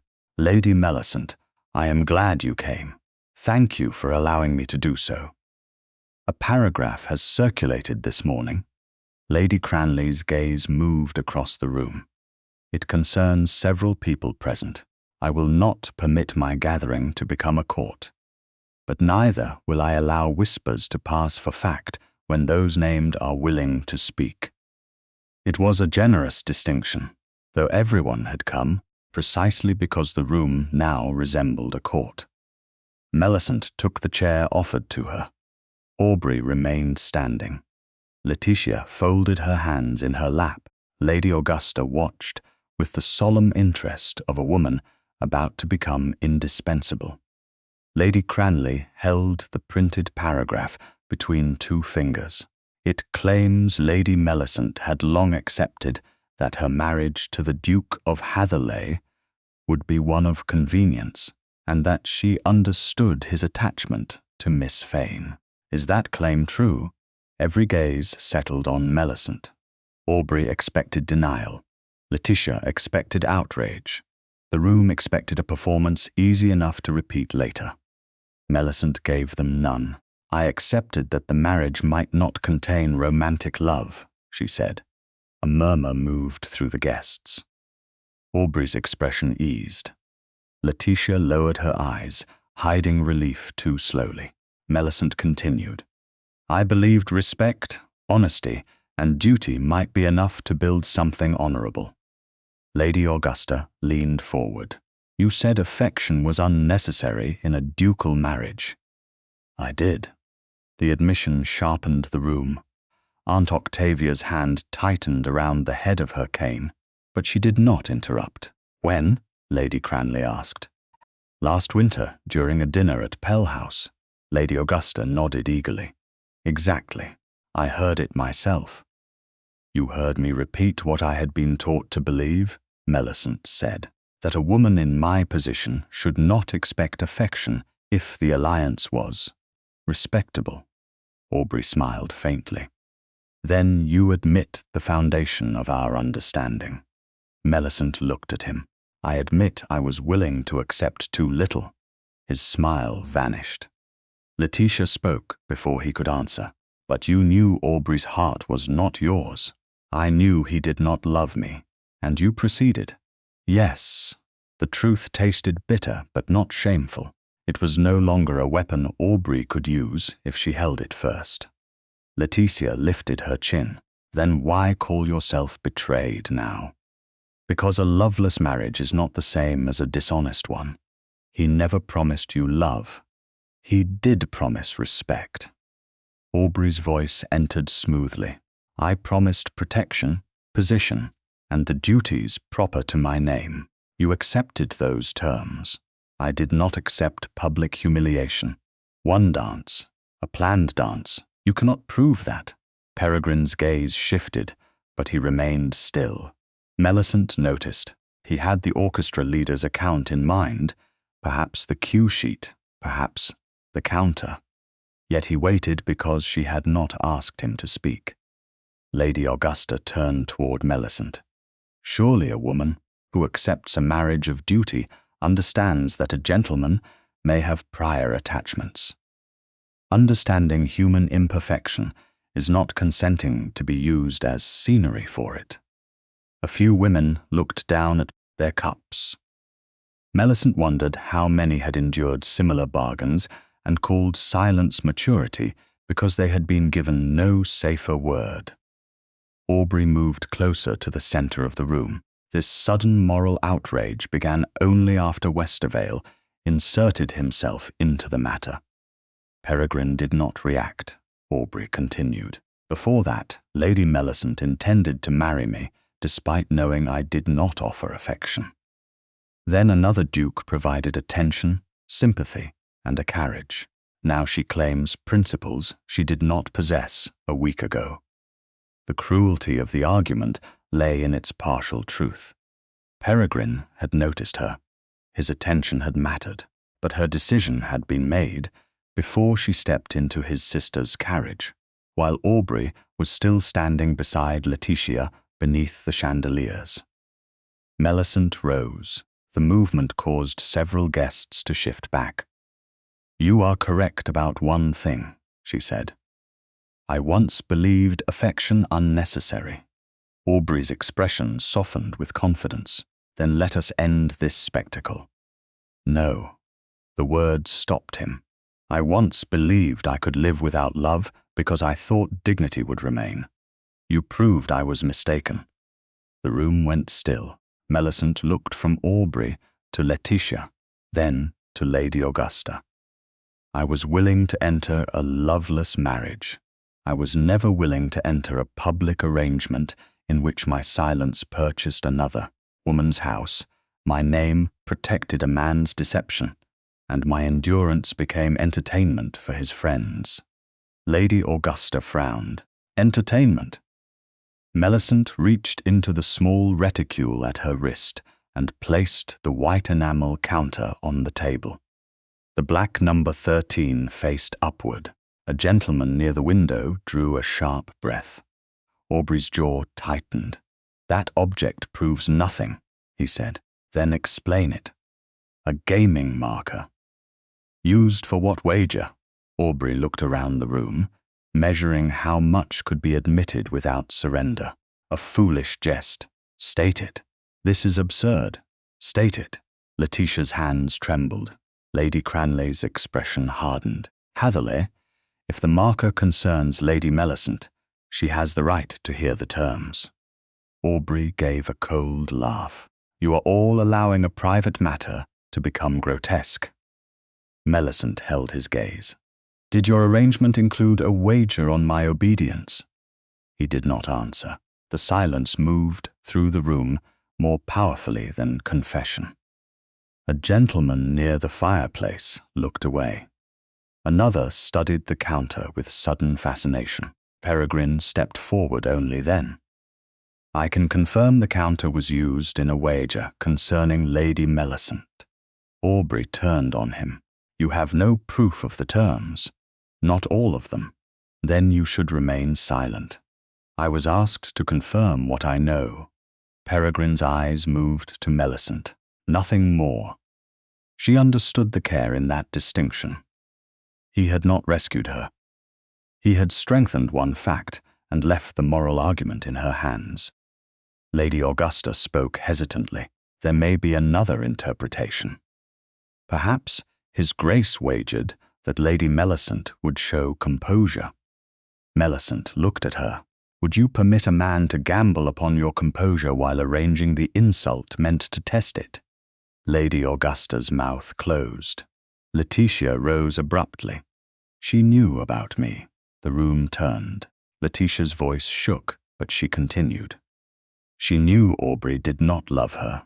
She knew he loved someone else. She agreed to marry him anyway. Did she know he would choose you before the entire ballroom? Lady Cranley asked. Letitia hesitated. No. Did she know her carriage would be sent away? Letitia's face changed. I do not know. Melicent saw the lie, but she also saw fear beneath it. Aubrey spoke sharply. This has gone far enough. No, Melicent said. It has gone exactly as far as you planned. You expected me to remain, continue the wedding, and teach every witness that a woman may be humiliated, safely, if society has frightened her enough. A murmur of agreement came from somewhere behind Aunt Octavia. Aubrey's face darkened. You are dramatizing a private jest because Westervale has offered you a more flattering future. He has offered me no future. The answer was true, and it altered the room. Peregrine's expression did not change, but something passed through his eyes. Melicent felt it and did not look away. Then, what do you want? Aubrey asked. Truth. Truth is that you accepted a marriage without love. Yes, truth is that you knew my heart belonged elsewhere. I knew you did not love me. I did not know you considered my lack of options amusing. She touched the counter with one finger. Truth is also that consent given under false information is not consent to degradation. Lady Cranley set the printed paragraph aside. That distinction should have been obvious before today. Aubrey looked toward the guests and realized sympathy had shifted, though not completely. Partial truth still protected him. Then a gentleman near the window, Lord Malcolm Vane, stepped forward. He stared at the counter as if it had accused him by name. There was a second clause, he said. Peregrine turned. Aubrey went rigid. Melicent felt the room tighten. What second clause? She asked. Vane swallowed.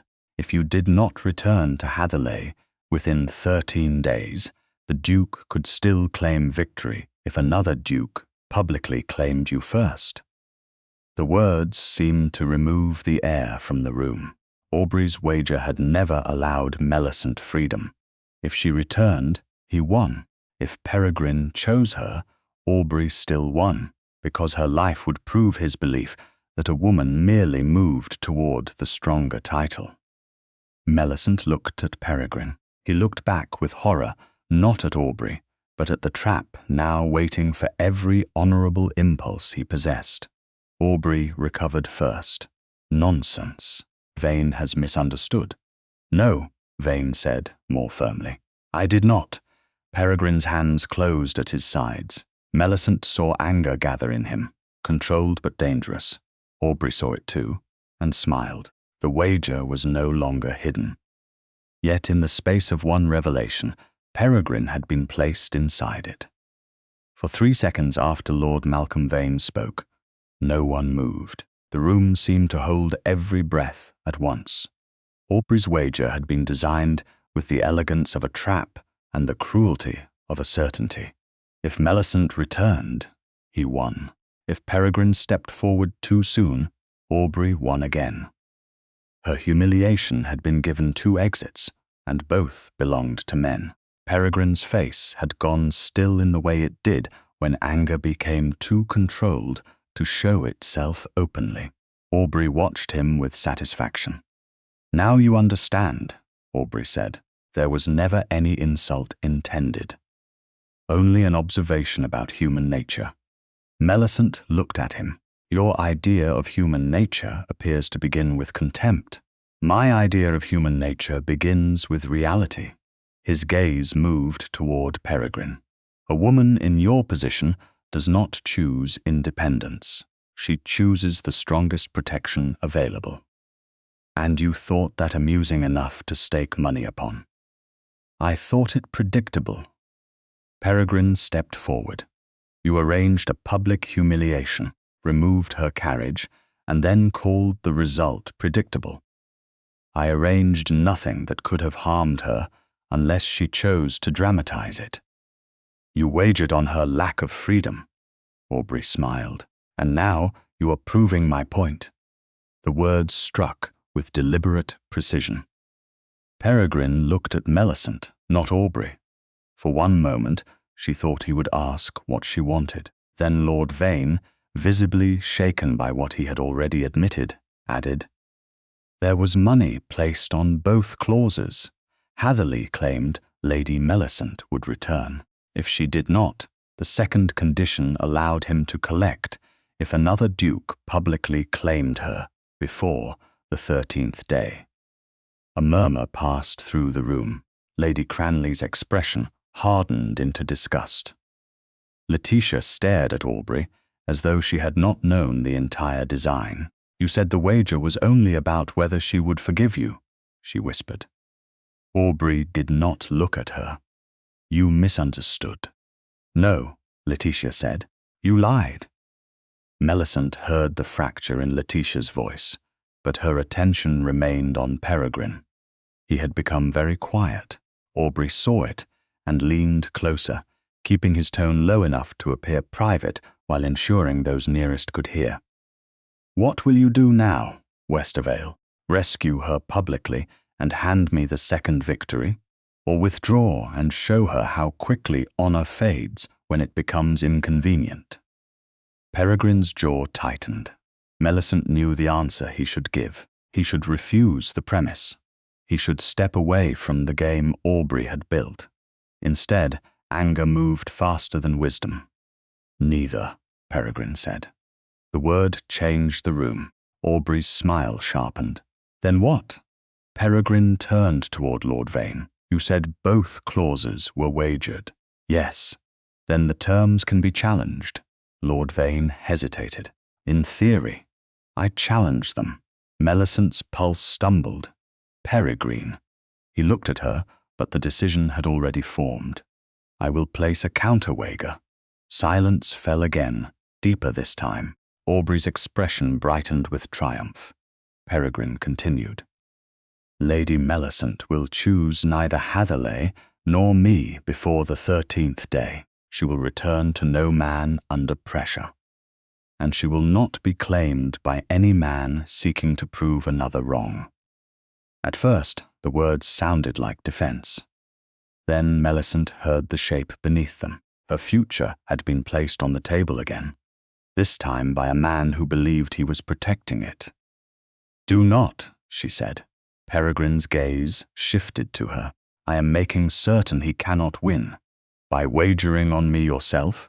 The question cut through the room. Peregrine stopped. Aubrey laughed softly. "There it is." Melicent turned to Lord Vane. "Has he already spoken the wager?" Vane looked miserable. "Yes, my lady. Then it exists, if accepted by the circle." Aubrey raised his glass. "Accepted." Peregrine looked at Melicent with the first true sign of alarm.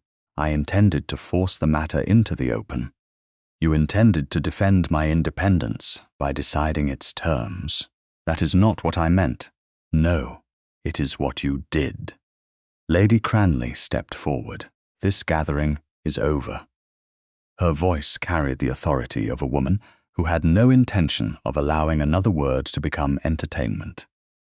Hatherleigh, you will leave. Miss Fane, you may remain if you wish. Westervale, I suggest you do not speak again until Lady Melicent chooses whether she wishes to hear you. Aubrey bowed with deliberate elegance. As you wish. Before leaving, he looked at Melicent. You see, even the honourable men require a stake. She did not answer. He departed with the satisfaction of a man who believed both rivals had now confirmed his worldview. Letitia remained seated, pale and rigid, while guests withdrew in uneasy clusters. Some avoided Melicent's eyes. Others looked at her with pity, which felt worse. Peregrine waited until only Aunt Octavia, Georgiana, Lady Cranley, Letitia, and Melicent remained. Then he crossed the room slowly. Melicent. She turned toward him. The familiar steadiness in his face was gone. He looked like a man who had finally seen the damage after believing himself careful. I should not have done it, he said. No, I thought I was removing his power. You placed my freedom inside another condition. I know. Do you? Her voice remained quiet, but every word carried. Aubrey wagered that I would return because he believed fear would govern me. You wagered that I would choose neither of you because you believed your understanding of me was superior to his. Both of you spoke as though my decision could be predicted, owned, and used to establish which man was right. Peregrine's face tightened. I did not mean to own your choice. A benevolent wager still makes my life a gaming table. He closed his eyes briefly. Yes. The admission did not erase the hurt, but it prevented the wound from becoming an argument. Georgiana looked away, giving them what privacy the room could offer. Aunt Octavia remained near Melicent, silent and solid. Peregrine lowered his voice. I believed I was wagering on your freedom. Melicent held his gaze. Freedom cannot be staked by someone else. The words seemed to settle into him. No, he said, it cannot. Letitia rose from her chair. At least he wagered that you would not surrender. Melicent turned. That is not the point. Perhaps not to you. Letitia's expression had become brittle. Some of us would welcome a man willing to bet on our strength. Strength does not become mine because a duke announces it before witnesses. Letitia looked toward the doorway Aubrey had used. You have the luxury of refusing both. No, I have the consequence. Melicent picked up the white enamel counter from the table. The number 13 seemed darker than before. There is a difference. Lady Cranley approached. What will you do? Melicent looked at Peregrine. He stood waiting, no longer trying to repair what could not be repaired in one room. The wager ends on the 13th day, she said. Then I will appear on the 13th day and end both wagers myself. Peregrine's eyes lifted. How? I do not know yet. Let me help you. No. The answer struck him, but he accepted it. You are not to visit Aunt Octavia's house until I invite you. Understood. You are not to question. More club members, approach Aubrey, or arrange anything in my name. I will not. And you will not send Georgiana to do what I have forbidden you to do. A faint pain passed through Georgiana's expression, though she nodded before her brother did. Of course. Peregrine remained where he was. There is one thing I must say. Melicent waited. I am sorry. Not because the wager may fail, not because I have lost your trust. I am sorry because I used your life to answer another man. The apology was exact. That made it harder, not easier. You did. I will not ask you to forgive me. Good. He bowed first to Lady Cranleigh, then to Aunt Octavia, and finally to Melicent. He left without another word. Georgiana followed after touching Melicent's hand once in silent apology. The room felt emptier when the door closed. Letitia stared at the counter in Melicent's palm. What if Aubrey destroys you before the 13th day? Then he will prove how badly he needs the wager. And if Westervale abandons you? Melicent looked toward the door through which Peregrine had gone. Then I will still be standing. That evening, a note arrived from Elias Grigg. Someone had offered him enough money to take his musicians out of London before the 13th day. Melicent read the message once, then placed it beside the counter. Aubrey was moving to silence the music. Peregrine had been dismissed. The wager remained. For the first time since the ball, Melicent understood that no man would end it for her. Melicent met Elias Grigg the next morning in a private parlour at Aunt Octavia's house, without Peregrine, Georgiana, or any gentleman whose presence might make the conversation appear directed by rank.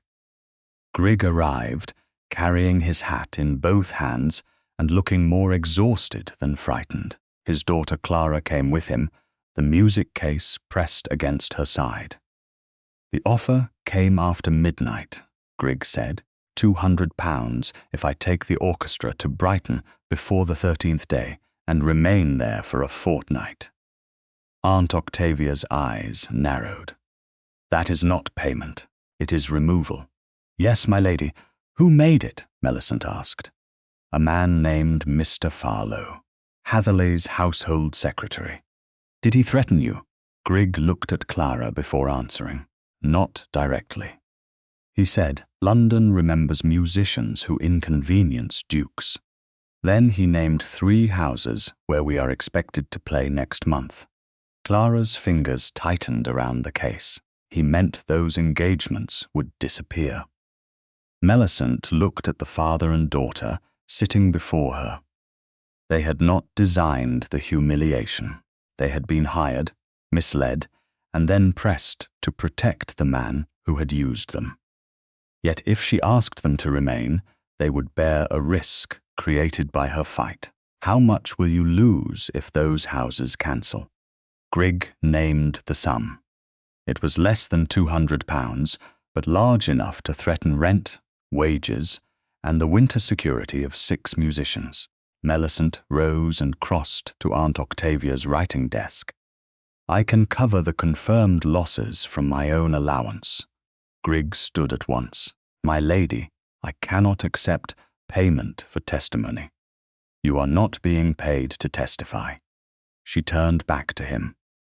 You are being protected from the financial punishment attached to telling the truth. You may still refuse to speak.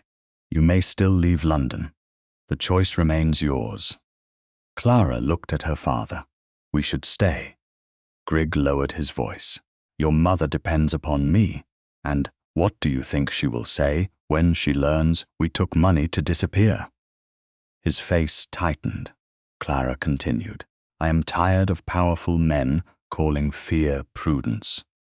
Melicent recognized the courage in the girl because it did not arrive without fear. There may be another way, she said. Would your orchestra perform at Hanover Square Rooms on the 13th day? Grigg stared at her. At a public assembly, a charitable subscription event. Lady Cranleigh may be persuaded to host it. The music will matter, but your testimony will not depend upon a private room where Aubrey can call every witness disloyal. And what would we play? Melicent looked at the ivory dance card lying on the desk, its opening line still crossed through. The same waltz. Grigg's expression changed. You mean to recreate the moment, not for spectacle, for sequence. The printed program, the altered instructions, the timing of Aubrey's approach, and the dismissal of my carriage must be shown as one design. Clara opened the music case and withdrew a folded program. We kept the household copy. Melicent took it carefully. The official program, printed for guests, listed her name beside the opening set. The Hatherleigh household copy named Letitia Fane instead. There were 2 versions, Clara said. This one was given only to the orchestra and the Duke's secretary. Aunt Octavia came closer. Can it be authenticated? The printer's mark is on the lower edge, Grigg said, and I wrote the rehearsal timing beside the second line. Melicent felt the plan settle into place. Not vengeance, reconstruction. Aubrey had relied on confusion, distance, and the natural reluctance of society to examine cruelty too closely. She would remove each advantage. I will not ask you to decide today, she said. But if you stay, your lost engagements will be covered whether you testify or not.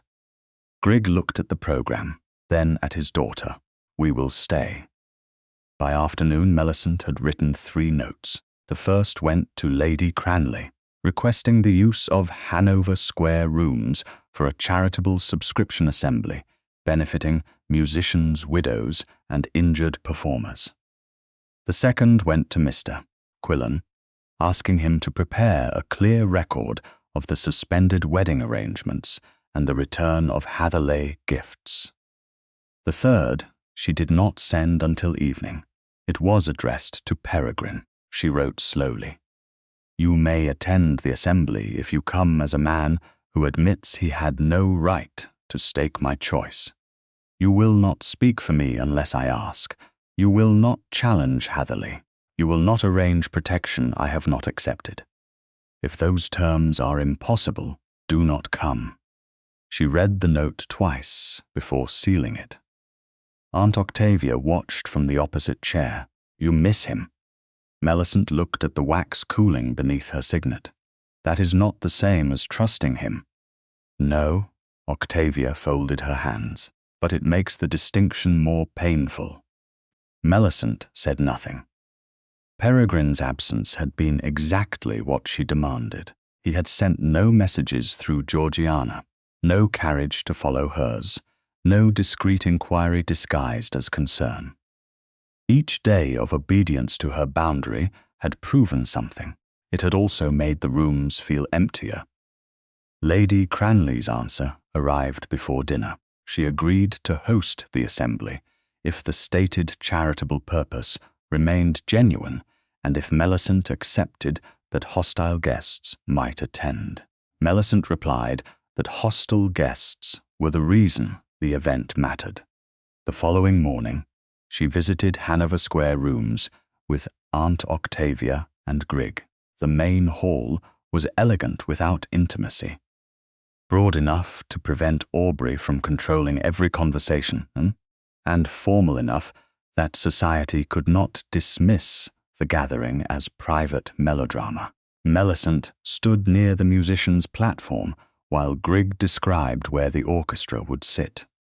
The official program can be placed at the entrance, he said, the household version beside it, and the cue sheet. I will bring it myself. No, Melicent said. Bring a copy for rehearsal. Keep the original secured until the day. Grigg nodded. You expect another attempt to take it? I expect Aubrey to protect the wager more fiercely as the 13th day approaches. Lady Cranley joined them, carrying a ring of keys. The smaller music cabinet in my private room has a reliable lock. We can place one original program there. Melicent handed her the guest copy. Clara offered the Hatherleigh version. Lady Cranley stored both on separate shelves, then locked the cabinet in their presence. There, she said. If either disappears, we will know access mattered. Melicent turned toward the empty hall. In 11 days, it would contain many of the same faces that had watched Aubrey cross the ballroom toward Letitia. This time, the room would not belong to him. She began drafting the guest list. Women from the original ball came first, especially those who had seen her leave, and later repeated altered versions of the scene. Several club members followed, including Lord Vane. Then came musicians, patrons, and hostesses whose approval shaped London's social memory. She invited Aubrey last. His note was brief. If you wish the wager resolved, attend Hanover Square Rooms on the 13th evening. She invited Peregrine separately and under no softer terms. His reply arrived within an hour. I will come only as permitted. No defense, no request, no mention of what remained between them. Melicent folded the note and placed it beside the white counter. He understood, Aunt Octavia said. He obeyed. That is not yet the same as understanding, no. But it is usually where understanding begins. The next morning, Lady Cranley arrived before noon, pale with anger. She placed the cabinet key on Octavia's table. The official program is missing. Melicent stood. Was the lock forced? No. Who had access? Myself, my housekeeper, and Miss Fane during yesterday's rehearsal consultation. The answer settled with terrible clarity. Before Melicent could speak, the footman entered. Miss Fane is below, my lady. She says she must see Lady Melicent alone. Aunt Octavia's expression sharpened. Absolutely not. Melicent looked at the empty place where the program had been meant to remain safe. Not alone, she said, but I will see her. Letitia entered 5 minutes later beneath a dark veil. She closed the drawing-room door, then remembered the rules of the house and opened it again. Her hands shook. I have the program, she said, and I will return it. Melicent did not move. In exchange for what? Letitia lifted her face. Fear had stripped away every trace of triumph, protection from Aubrey. Letitia remained just inside the drawing-room, one gloved hand gripping the stolen program beneath her dark cloak. Aunt Octavia stood near the open door. Lady Cranley had taken the chair closest to the bell pull. No one offered Letitia tea. Melicent faced her across the narrow space between the windows and the fire. Protection from what? She asked.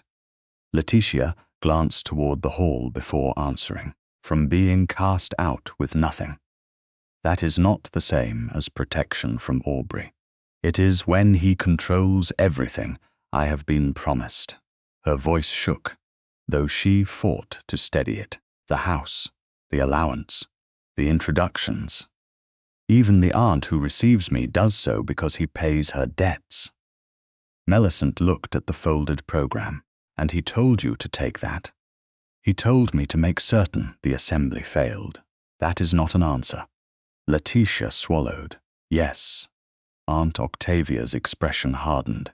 You entered Lady Cranley's private room and removed property from a locked cabinet. The cabinet was open during the rehearsal consultation. Letitia turned toward Lady Cranley. Your housekeeper left it so while fetching more music. Then you used trust rather than breaking a lock, Lady Cranley said. That does not improve the act. Letitia's face flushed. I know. Melicent watched her carefully. The woman before her no longer resembled the glittering figure who had taken the opening waltz. There was no silver-white satin, no diamond stars, no calculated triumph. Only fear narrowed into desperation. What did Aubrey promise if you succeeded? Melicent asked. That he would still provide the house. And if you refused? He said he would deny everything. He said he would tell society I had imagined his promises because I was jealous of your position. Letitia gave a bitter laugh. He said no one would believe a baronet's indebted daughter over a duke. Would he be wrong? Aunt Octavia asked. Letitia looked at her. Not entirely. The admission cooled the room. Melicent stepped closer. You attended the rehearsal. You knew the waltz had been altered. You knew my carriage had been sent away. I did not know about the carriage until later, but you knew enough. Yes? Letitia's chin trembled once. I wanted him to choose me where everyone could see. I wanted one moment that did not feel hidden, and you believed my humiliation was an acceptable price at the time. What changed? Letitia looked down at the program in her hand. I learned the second clause of the wager. Silence followed.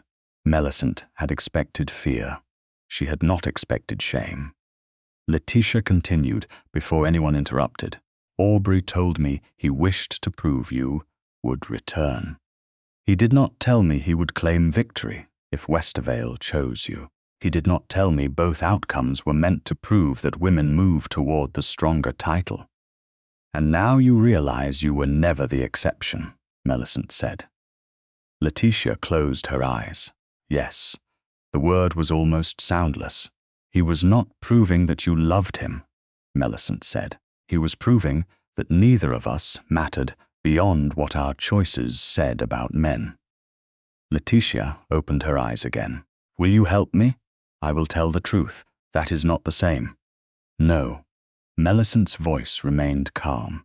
It is all I can promise. Letitia's expression tightened. If I testify, I will be ruined.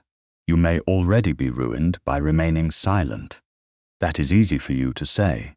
You have money, family, a name that survives scandal. And you believe that means I owe you absolution? No. Letitia clutched the program more tightly.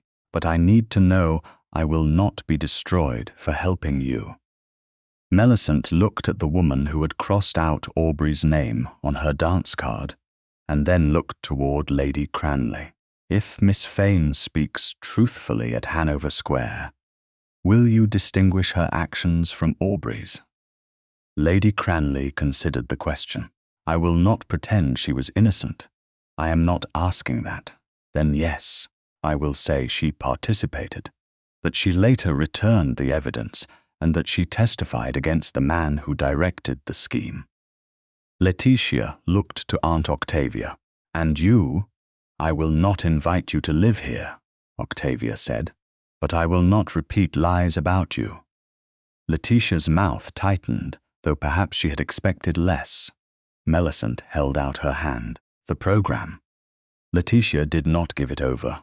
Promise he cannot take the house back. I cannot promise you a house I do not control. Then, what can you promise? That your testimony will not be purchased with false security. If you leave Aubrey's arrangement, I will help you find a truthful reference for your musical ability. Nothing more, nothing hidden. Letitia stared at her. You would do that after what I did. I would do it because dependency is the weapon he used against both of us. Letitia's eyes filled, but she did not cry. At last, she placed the program in Melicent's hand. I will testify. Truthfully, yes, even if it damages you, it already has. That afternoon, Peregrine's calling card arrived. No note accompanied it. Melicent let it remain on the tray for nearly an hour before asking Aunt Octavia to admit him with Georgiana. He entered the blue drawing room with none of his usual political certainty. Georgiana sat near the door. Peregrine remained standing until Melicent indicated the chair opposite her. You received my terms, she said. I did. Will you accept them? Yes, all of them.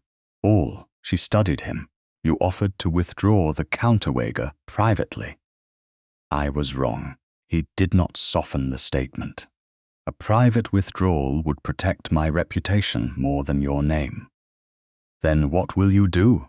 State before the same audience that I had no right to make it, without describing yourself as the man who learned better and therefore deserves forgiveness. Yes, without asking me to distinguish your motives from Aubrey's. A flicker of pain crossed his face. Yes. Melicent looked toward the window. The late afternoon light had turned the glass pale gold. You did not mean to humiliate me. No, you did. Yes. His willingness to accept both truths unsettled her more than defense would have done. She turned back. Letitia has returned the missing program. Peregrine's expression changed. In exchange for what? Nothing guaranteed. She will testify. Do you trust her? Not yet. Do you trust me? The question was quiet. Georgiana looked down. Aunt Octavia did not move. Melicent answered honestly. Not yet. Peregrine nodded once. Then I will not ask you to pretend otherwise. You may attend the assembly as a witness, as a man who tells the truth about his own failure. Understood? He rose, but Melicent had one more question. Why did you make the wager? Peregrine stopped. Because Hatherleigh had turned your freedom into proof of his contempt, and I wanted to defeat him before I considered whether defeating him would use you again. And now I understand that my accountability cannot depend on being rewarded with your trust. The words entered the room without display. Melicent felt the danger in them precisely because they asked for nothing. I may never trust you romantically, she said. Peregrine held her gaze. Then I will still tell the truth. No promise of pursuit, no plea for hope. He bowed and left with Georgiana. The door had barely closed when a messenger arrived from Hatherleigh House. The note bore Aubrey's seal and contained only 2 lines. Proceed with your spectacle, and I will state publicly that Miss Fane is unstable, deluded, and wholly responsible. Every promise she claims was made will be denied. Melicent read it once, then handed it to Letitia, who had remained in the adjoining room with Lady Cranley. Letitia went white. He means to sacrifice me. Yes, Melicent said. He always did. Letitia looked down at the program she had returned, then at the closed door through which Peregrine had departed. And Westervale, he means to sacrifice his pride. Is that enough? Melicent folded Aubrey's threat and placed it beside the white counter marked 13. No, she said, but it is the first thing he has offered that does not ask me to become smaller. The attack came before dawn on the 12th day. A boy from Griggs' household arrived at Aunt Octavia's door with mud on his shoes and panic in his face. The lead violinist, Mr. Samuel Wren, had been found outside a tavern near Covent Garden with a broken wrist and his coat torn open where the annotated cue sheet had been hidden. He was alive. He was conscious. He would not play for several weeks. The sheet was gone. By 7 o'clock, Melicent was dressed and seated in the blue drawing room with Aunt Octavia, Lady Cranley, Elias Grigg, Clara, and Mr. Quillen. No one mentioned cancelling until Lady Cranley did. The assembly may now appear reckless, she said. Hatherleigh has already spread word that this is a theatrical performance arranged by an unstable woman who cannot accept rejection. Then cancelling will become his proof, Melicent replied. Grigg sat with both hands clasped around his hat. Without the cue sheet, he will say I invented the instruction. He will say that with the cue sheet, Melicent said. The question is whether the rest of the sequence survives without it. She laid the evidence across the table.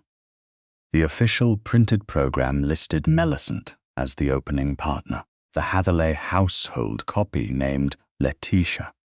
Griggs' musician's engagement book contained the original fee and the unpaid additional amount. 3 musicians were prepared to confirm that the opening measure had been held until Aubrey reached.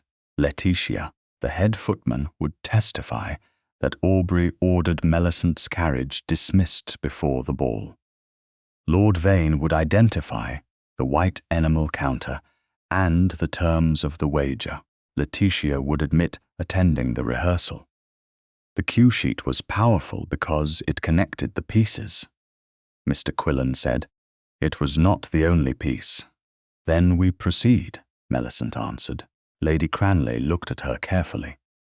You understand that Hatherleigh may attack your sanity, Miss Fane's character, the musician's honesty, and Westervale's motives in the same room. Yes, and if the guests turn against you? Melicent looked at the crossed-out line on the ivory dance card. Then they will do so after hearing the truth, not a version purchased for them. Clara leaned forward. My father and I will still come. Grigg looked at her, then nodded. All of us will. You Melicent know heroism. No, he said. But I owe my musicians the truth about why one of them cannot lift a bow. The words changed the room. The attack had been meant to frighten them into silence. Instead, it had given every musician a reason to stand together. By noon, the second strike arrived. 3 society hostesses withdrew their names from Lady Cranleigh's subscription list. One wrote that she could not be associated with a spectacle that threatened the dignity of the peerage. Another claimed sudden illness. The third sent no excuse at all. Lady Cranleigh read each note, placed them in the fire, and ordered additional chairs. Cowardice should not reduce attendance, she said. Aubrey's pamphlet appeared by afternoon. It described Melicent as a discarded bride, exploiting music, charity, and ducal rivalry to revenge herself upon a man who had merely refused romantic pretense. Leticia was called impressionable. Peregrine was called ambitious. The musicians were called dependent tradesmen, too eager to please a wealthy patron. Melicent read the sheet once and folded it. He has named everyone except himself as unreliable. Aunt Octavia tapped her cane against the carpet. That is because he believes rank is evidence. A footman entered carrying Peregrine's card. Melicent looked at it, then at the clock. Admit him. Peregrine came alone, but remained near the door until invited farther. His coat was damp from a light rain, and his expression carried urgency under strict control. I may have found the cue sheet, he said. Every face turned toward him. Melicent did not rise. How? A dealer in St. James's sent word that a man tried to sell him a paper bearing Hatherleigh's seal and Grigg's notation. The dealer recognized my name from the rumors and thought I might pay more. Grigg stood. Who had it?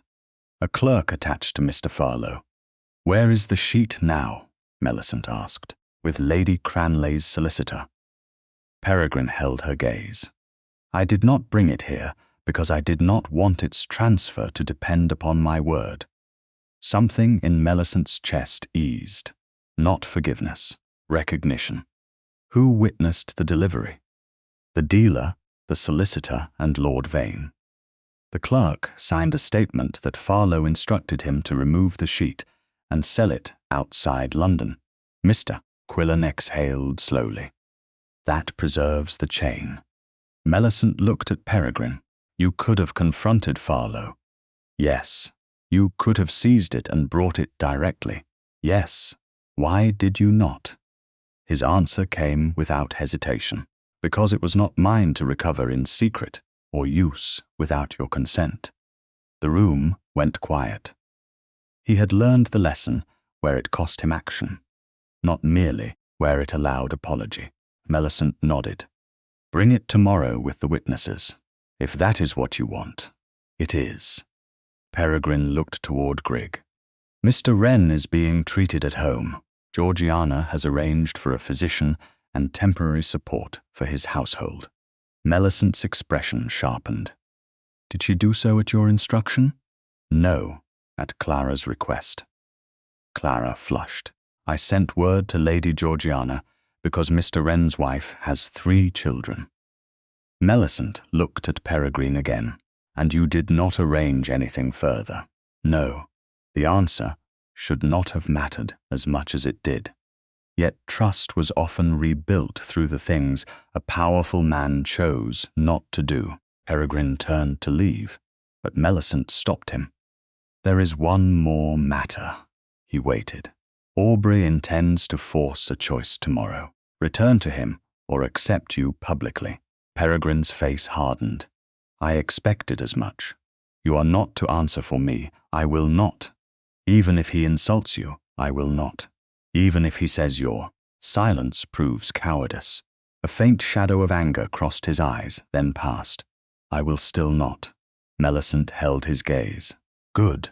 He bowed and left. That evening, the final rehearsal began at Hanover Square Rooms without Mr. Wren and without the recovered cue sheet, which remained sealed with the solicitor. Grigg raised his baton. The musicians played the first 8 measures of the same waltz. Then they stopped, at the precise point where Aubrey had crossed the floor toward Letitia. The sudden silence filled the empty hall with memory. Melicent stood alone where the audience would sit the next night. Letitia watched from the wings, pale but present. Lady Cranley checked the placement of the 2 program cards. Aunt Octavia sat in the front row with the white enamel counter in a velvet-lined box upon her lap. Again, Melicent said. Grigg lifted the baton. The opening bars returned. This time, Melicent did not see Aubrey walking past her. She saw the structure, the altered program, the delayed measure, the vanished carriage, the wager, the expectation that shame would hold her in place. When the music stopped again, she walked forward to the exact center of the floor. Tomorrow, she said, do not resume until I tell you. Grigg lowered the baton, and if Hatherleigh orders us to continue, he is not paying you tomorrow. And if he threatens us, then everyone in the room will hear him. Letitia stepped from the wings. He will try to destroy me first. Melicent looked at her, then tell the truth before he can define it. Letitia nodded, though fear remained in her face. The doors at the rear of the hall opened. Peregrine entered with Lady Cranley's solicitor, Lord Vane, and a sealed folio. The recovered cue sheet lay inside. He stopped several yards from Melicent and waited. He did not lift the folio like a trophy. He did not announce victory. He simply held it until she crossed the distance and took it from his hands. It was always yours to use or refuse, he said. Melicent looked down at the seal, then back at him. Tomorrow, it will support the truth. It will not become the truth. Peregrine inclined his head. As you choose. Behind them, Grigg raised his baton one final time. The orchestra began the waltz. The same music moved through the hall, but nothing in it belonged to Aubrey now. By 8 o'clock on the 13th evening. Hanover Square Rooms held nearly every person who had watched Melicent stand beneath the Hatherleigh crest while Aubrey crossed the floor toward Letitia. The same faces were present, but the arrangement had changed. 2 program cards rested beneath glass at the entrance. One named Lady Melicent Penrose beside the opening waltz. The other, printed for the Hatherleigh household, named Miss Letitia Fane. Between them lay the white enamel counter marked 13. Grigg and his musicians waited on the raised platform. Lady Cranley stood near the front with Aunt Octavia and Mr. Quillen. Peregrine remained among the guests, not beside Melicent. Aubrey arrived last. He wore black evening clothes and the expression of a man who believed presence alone could restore authority. Letitia entered through a side door in plain grey silk without jewels. Aubrey looked at her once, then looked away. Melicent stepped into the center of the floor before either Duke could approach. The room quieted. Grigg lifted his baton. The orchestra began the same waltz. 8 measures filled the hall. Then, at the exact point where Aubrey had crossed toward Letitia, the music stopped. The silence was sharper than applause. Melicent turned toward Grigg. Mr. Grigg, why did the orchestra pause at that measure on the night of the Hatherleigh ball? Grigg rose. His voice trembled at first, then steadied, because I had received written instructions to hold the opening until the Duke of Hatherleigh reached Miss Fane. Aubrey gave a short laugh, a musician's recollection after being paid by Lady Melicent. Melicent did not look at him. "Were you paid for your testimony?" "No, my lady. My lost engagements were guaranteed whether I spoke or remained silent." Grigg opened the musician's engagement book. This records the original fee, the late alteration, and the additional payment promised by Hatherleigh House. The additional sum was never paid. Lady Cranley handed the book to Mr. Quillan, who displayed the entry to the nearest witnesses. Melicent continued. "Who brought the instruction?" "Mr. Farlow, His Grace's secretary." "Did the instruction mention Miss Fane?" "Yes." "Did it mention me?" "No." Melicent nodded toward the two programs. "Which version did your orchestra receive?" Grigg pointed to the Hatherleigh copy. "That one. The version naming Miss Fane." A murmur moved through the hall. Aubrey stepped forward. "Program changes are common. No one was harmed." "My carriage was sent away before the dance began," Melicent said.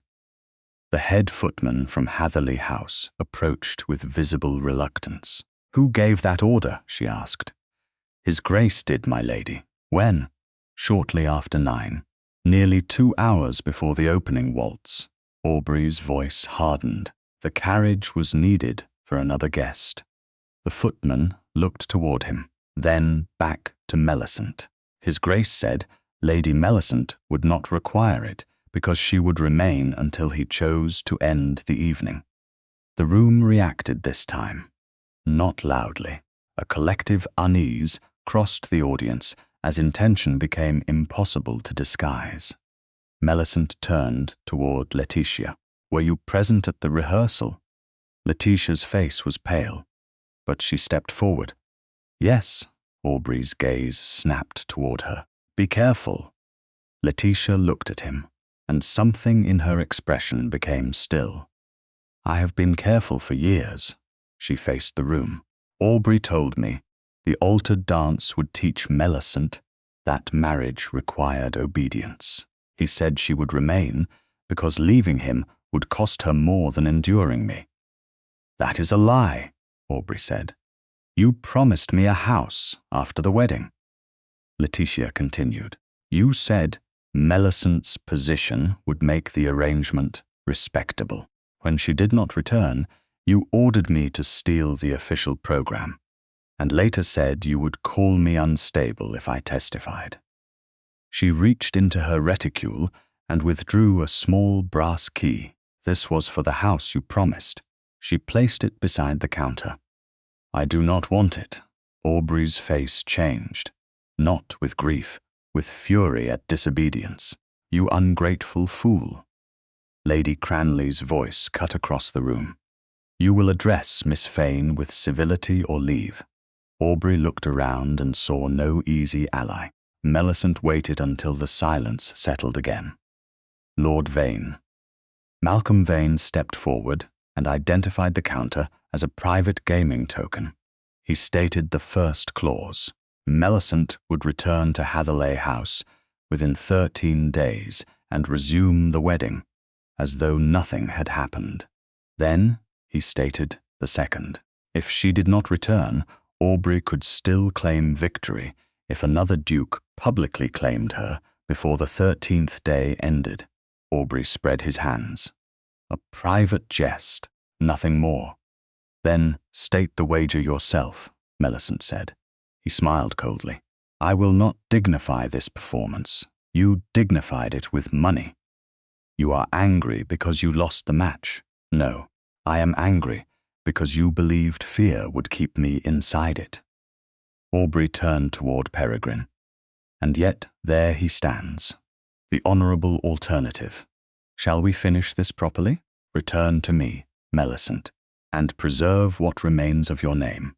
Or admit before everyone that you prefer Westervale." The trap was spoken at last. Every gaze moved to Peregrine. He stepped forward, but not toward Melicent. "Before Lady Melicent answers anything, I must confess my own part. Aubrey's mouth curved. Peregrine faced the room. When I learned the second clause, I made a counterwager that she would choose neither Hatherleigh nor me before the 13th day. I believed I was defending her freedom. In truth, I repeated the same offense. I used her decision to prove another man wrong. He looked at Melicent. I had no right. The admission struck the hall differently from Aubrey's denials. It required no evidence because Peregrine gave it without excuse. Aubrey laughed. How noble to surrender after losing. Peregrine did not look at him. My accountability does not depend on what Lady Melicent chooses. Melicent faced Aubrey. You offered me 2 outcomes, and in both you believed I belonged to a man. You will belong to someone eventually. No. The word traveled through the room. Marriage is not ownership. Protection is not possession. And my refusal of you is not proof that I prefer another duke. Aubrey's face hardened. You cannot survive society alone. Perhaps not easily. Melicent lifted the ivory dance card, but I would rather face difficulty as myself than security as evidence of your power. She placed the card beside the counter and the key. The engagement is ended, not because Westervale is kinder, not because Letitia has turned against you. It is ended because you considered my inability to leave a source of entertainment. Aubrey took one step toward her. Peregrine did not move until Melicent gave the smallest glance in his direction. Then he shifted only enough to stand where Aubrey could not crowd her. He said nothing. The restraint was visible. Melicent continued. Mr. Quillen has prepared the formal notice. Every Hatherleigh gift has been returned. You have no claim upon my property, my name, or my future. Aubrey looked toward the guests, and you will all believe this. A musician, a mistress, a frightened footman, and a woman eager to make herself a martyr. Mr. Quillen opened the sealed folio. Grigg's annotated cue sheet was removed and displayed. The clerk's signed statement described Farlow's attempt to sell it. Lady Cranleigh spoke next. I believe the sequence because every independent piece agrees, and because your conduct tonight confirms the character behind it. 3 other hostesses stepped beside her. One said, Hatherleigh House will not be received in mine, another added, nor in mine. Aubrey looked at Letitia. Come. She did not move. You have nothing without me. Letitia's hands trembled, but her voice did not. Then I will begin with nothing. Aubrey turned toward Peregrine. And your counterwager? Peregrine addressed Lord Vane, contelled publicly. No winnings accepted. My stake will go nowhere unless Lady Melicent approves the recipient. Melicent answered before anyone could turn the act into generosity. The money will establish a benevolent subscription for musicians threatened with lost work when powerful patrons misuse them. Aubrey's original stake will be paid personally and added to the same fund. Lord Vane nodded. That can be enforced within the circle. Aubrey's expression became empty at last. He had lost the bride, the mistress, the wager, and the room. He left without bowing. No one followed. For several seconds, the hall remained silent. Then Grigg looked toward Melicent. Shall we finish the waltz, my lady? She looked at the musicians, at Letitia, standing free of the promised key, and at Peregrine waiting without expectation. Not that one. Grigg lowered the old score and lifted another. The orchestra began a new composition, one no man had selected for her. As the first notes rose, Peregrine approached only far enough to be heard. Do you wish me to leave? Melicent looked at him. No. Hope moved across his face, but he did not mistake it for forgiveness. Where would you have me stand? She turned toward the witnesses, the musicians, and the room that no longer belonged to Aubrey. Among them, she said. For now, 3 months later, the engagement between Lady Melicent Penrose and the Duke of Hatherleigh was no longer a scandal in progress. It had become a fact society was learning to survive. Aubrey had withdrawn to Hatherleigh Court after several hostesses refused him, and the private gaming circle compelled him to honor his original stake. Mr. Farlow had been dismissed and faced a civil action connected to the stolen cue sheet and the attack upon Samuel Wren. Letitia lived with a widowed aunt in Kensington and had begun teaching singing to 2 girls from respectable but modest families. Melicent had not forgiven her. She had done something more difficult. She had written a truthful reference describing Letitia's musical ability without erasing the harm she had caused. The first rehearsal of the new musicians' benevolent subscription took place on a mild September morning in a rented room near Hanover Square. 12 players sat beneath tall windows while Grigg arranged their scores. Samuel Wren, his wrist healed but still stiff, occupied the first violin chair again. Clara stood near the pianoforte, copying names into the subscription ledger. Melicent moved among them without ceremony, asking whether the widow's allowance had been distributed and whether 2 cancelled winter engagements had been replaced. The work did not make her forget the ball. It changed what the memory was allowed to become. Peregrine arrived precisely at 11 with Georgiana and remained near the door until Melicent looked up.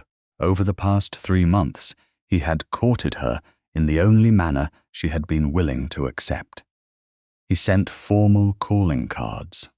He wrote letters that asked questions instead of offering solutions. He attended concerts where he sat several rows away unless invited closer. He walked with her in Hyde Park under Georgiana's supervision and never once behaved as though patience were a performance designed to earn reward. His contribution to the musicians' fund matched the published level of other patrons. He had not attempted to endow the entire project, rename it, or place it beneath Westervale management. Melicent had noticed each omission. Trust returned quietly. It did not arrive as a revelation. It gathered through repeated proof. Peregrine crossed the room after she nodded. "Good morning." "Good morning." His gaze moved toward the orchestra. "Mr. Wren is playing again. For short periods. And the fund?" "Solvent, provided no Duke attempts to purchase another public humiliation this season." Peregrine accepted the rebuke without flinching. "Then I hope the peerage behaves with unprecedented restraint." Melicent almost smiled. That would threaten the entire social order. The musicians began the new composition Grigg had introduced on the 13th night. Peregrine stood beside her while the first measures rose. He did not speak until the music ended. "May I ask you something?" "You may ask. That is not the same as permission to hope." "No," she looked at him, "but it is permission to ask." He glanced toward Georgiana, who had tactfully moved to the far side of the room with Aunt Octavia. "Would you consider a life with me?"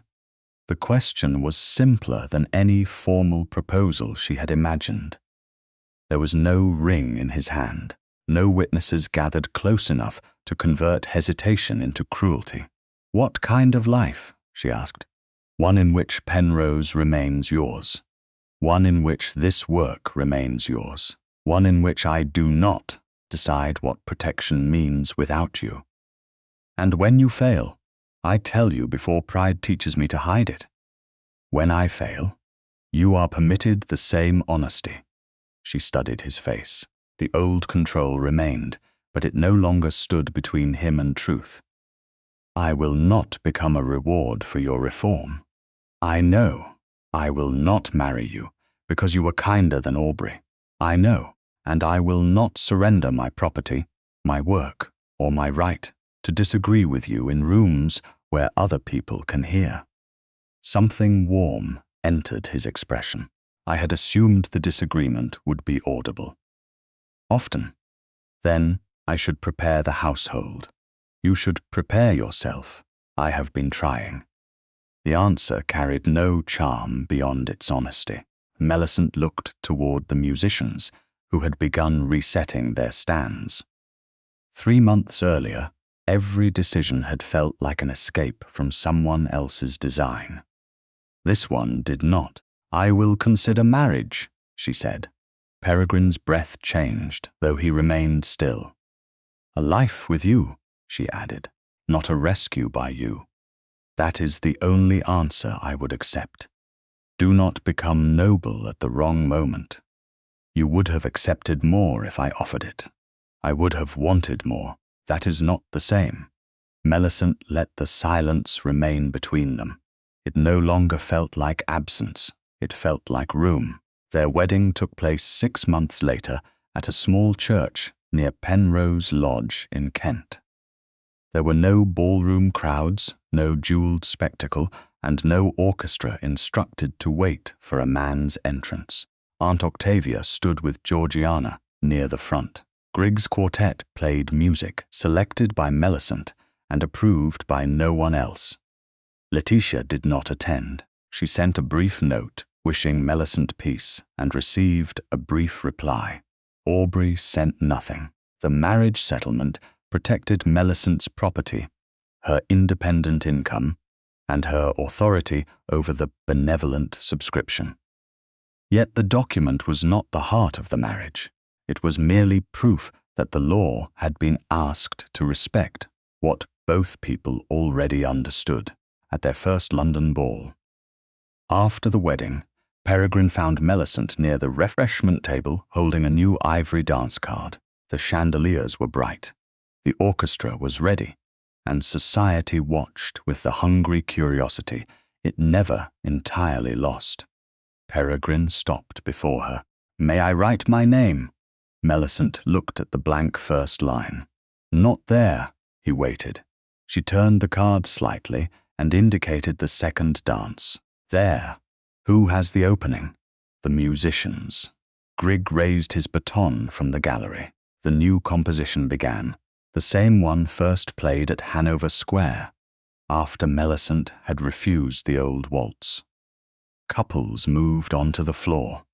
Melicent remained where she was, listening. Peregrine wrote his name on the second line and returned the pencil without touching her hand. "You are not disappointed?" she asked. "No. You are a poor liar. Then I will answer more accurately. I would like every dance." "That sounds dangerously possessive. Only if I imagine wanting gives me a claim." "And do you?" "Not anymore." When the opening composition ended, Melicent placed her, hand in his for the second dance. He led her onto the floor without triumph. No one applauded, no room fell silent. That pleased her more than spectacle ever could. Weeks later, the first published score, funded by the musicians' subscription, arrived at Penrose Lodge. Melicent carried it to the morning room, where Peregrine waited beside the windows with the pages unopened. From her writing desk, she took the old ivory dance card. Aubrey's name remained visible beneath Letitia's dark stroke. Melicent did not erase it. She cut away the crossed-out opening line in one narrow strip, preserving the mark without preserving its authority. Then she placed the strip between the pages where the new composition began. On the cover, beneath the title, the dedication had been printed in clean black letters. Dedicated to Lady Melicent Penrose, who chose when the music would begin. Peregrine held the score open, but did not turn the page. "May I?" he asked. Melicent looked at the old line resting beside the new music. Once, it had marked the moment another man decided what she would endure. Now it marked the place where her own choice began. She placed her hand lightly over Peregrine's. Only then did he turn the page.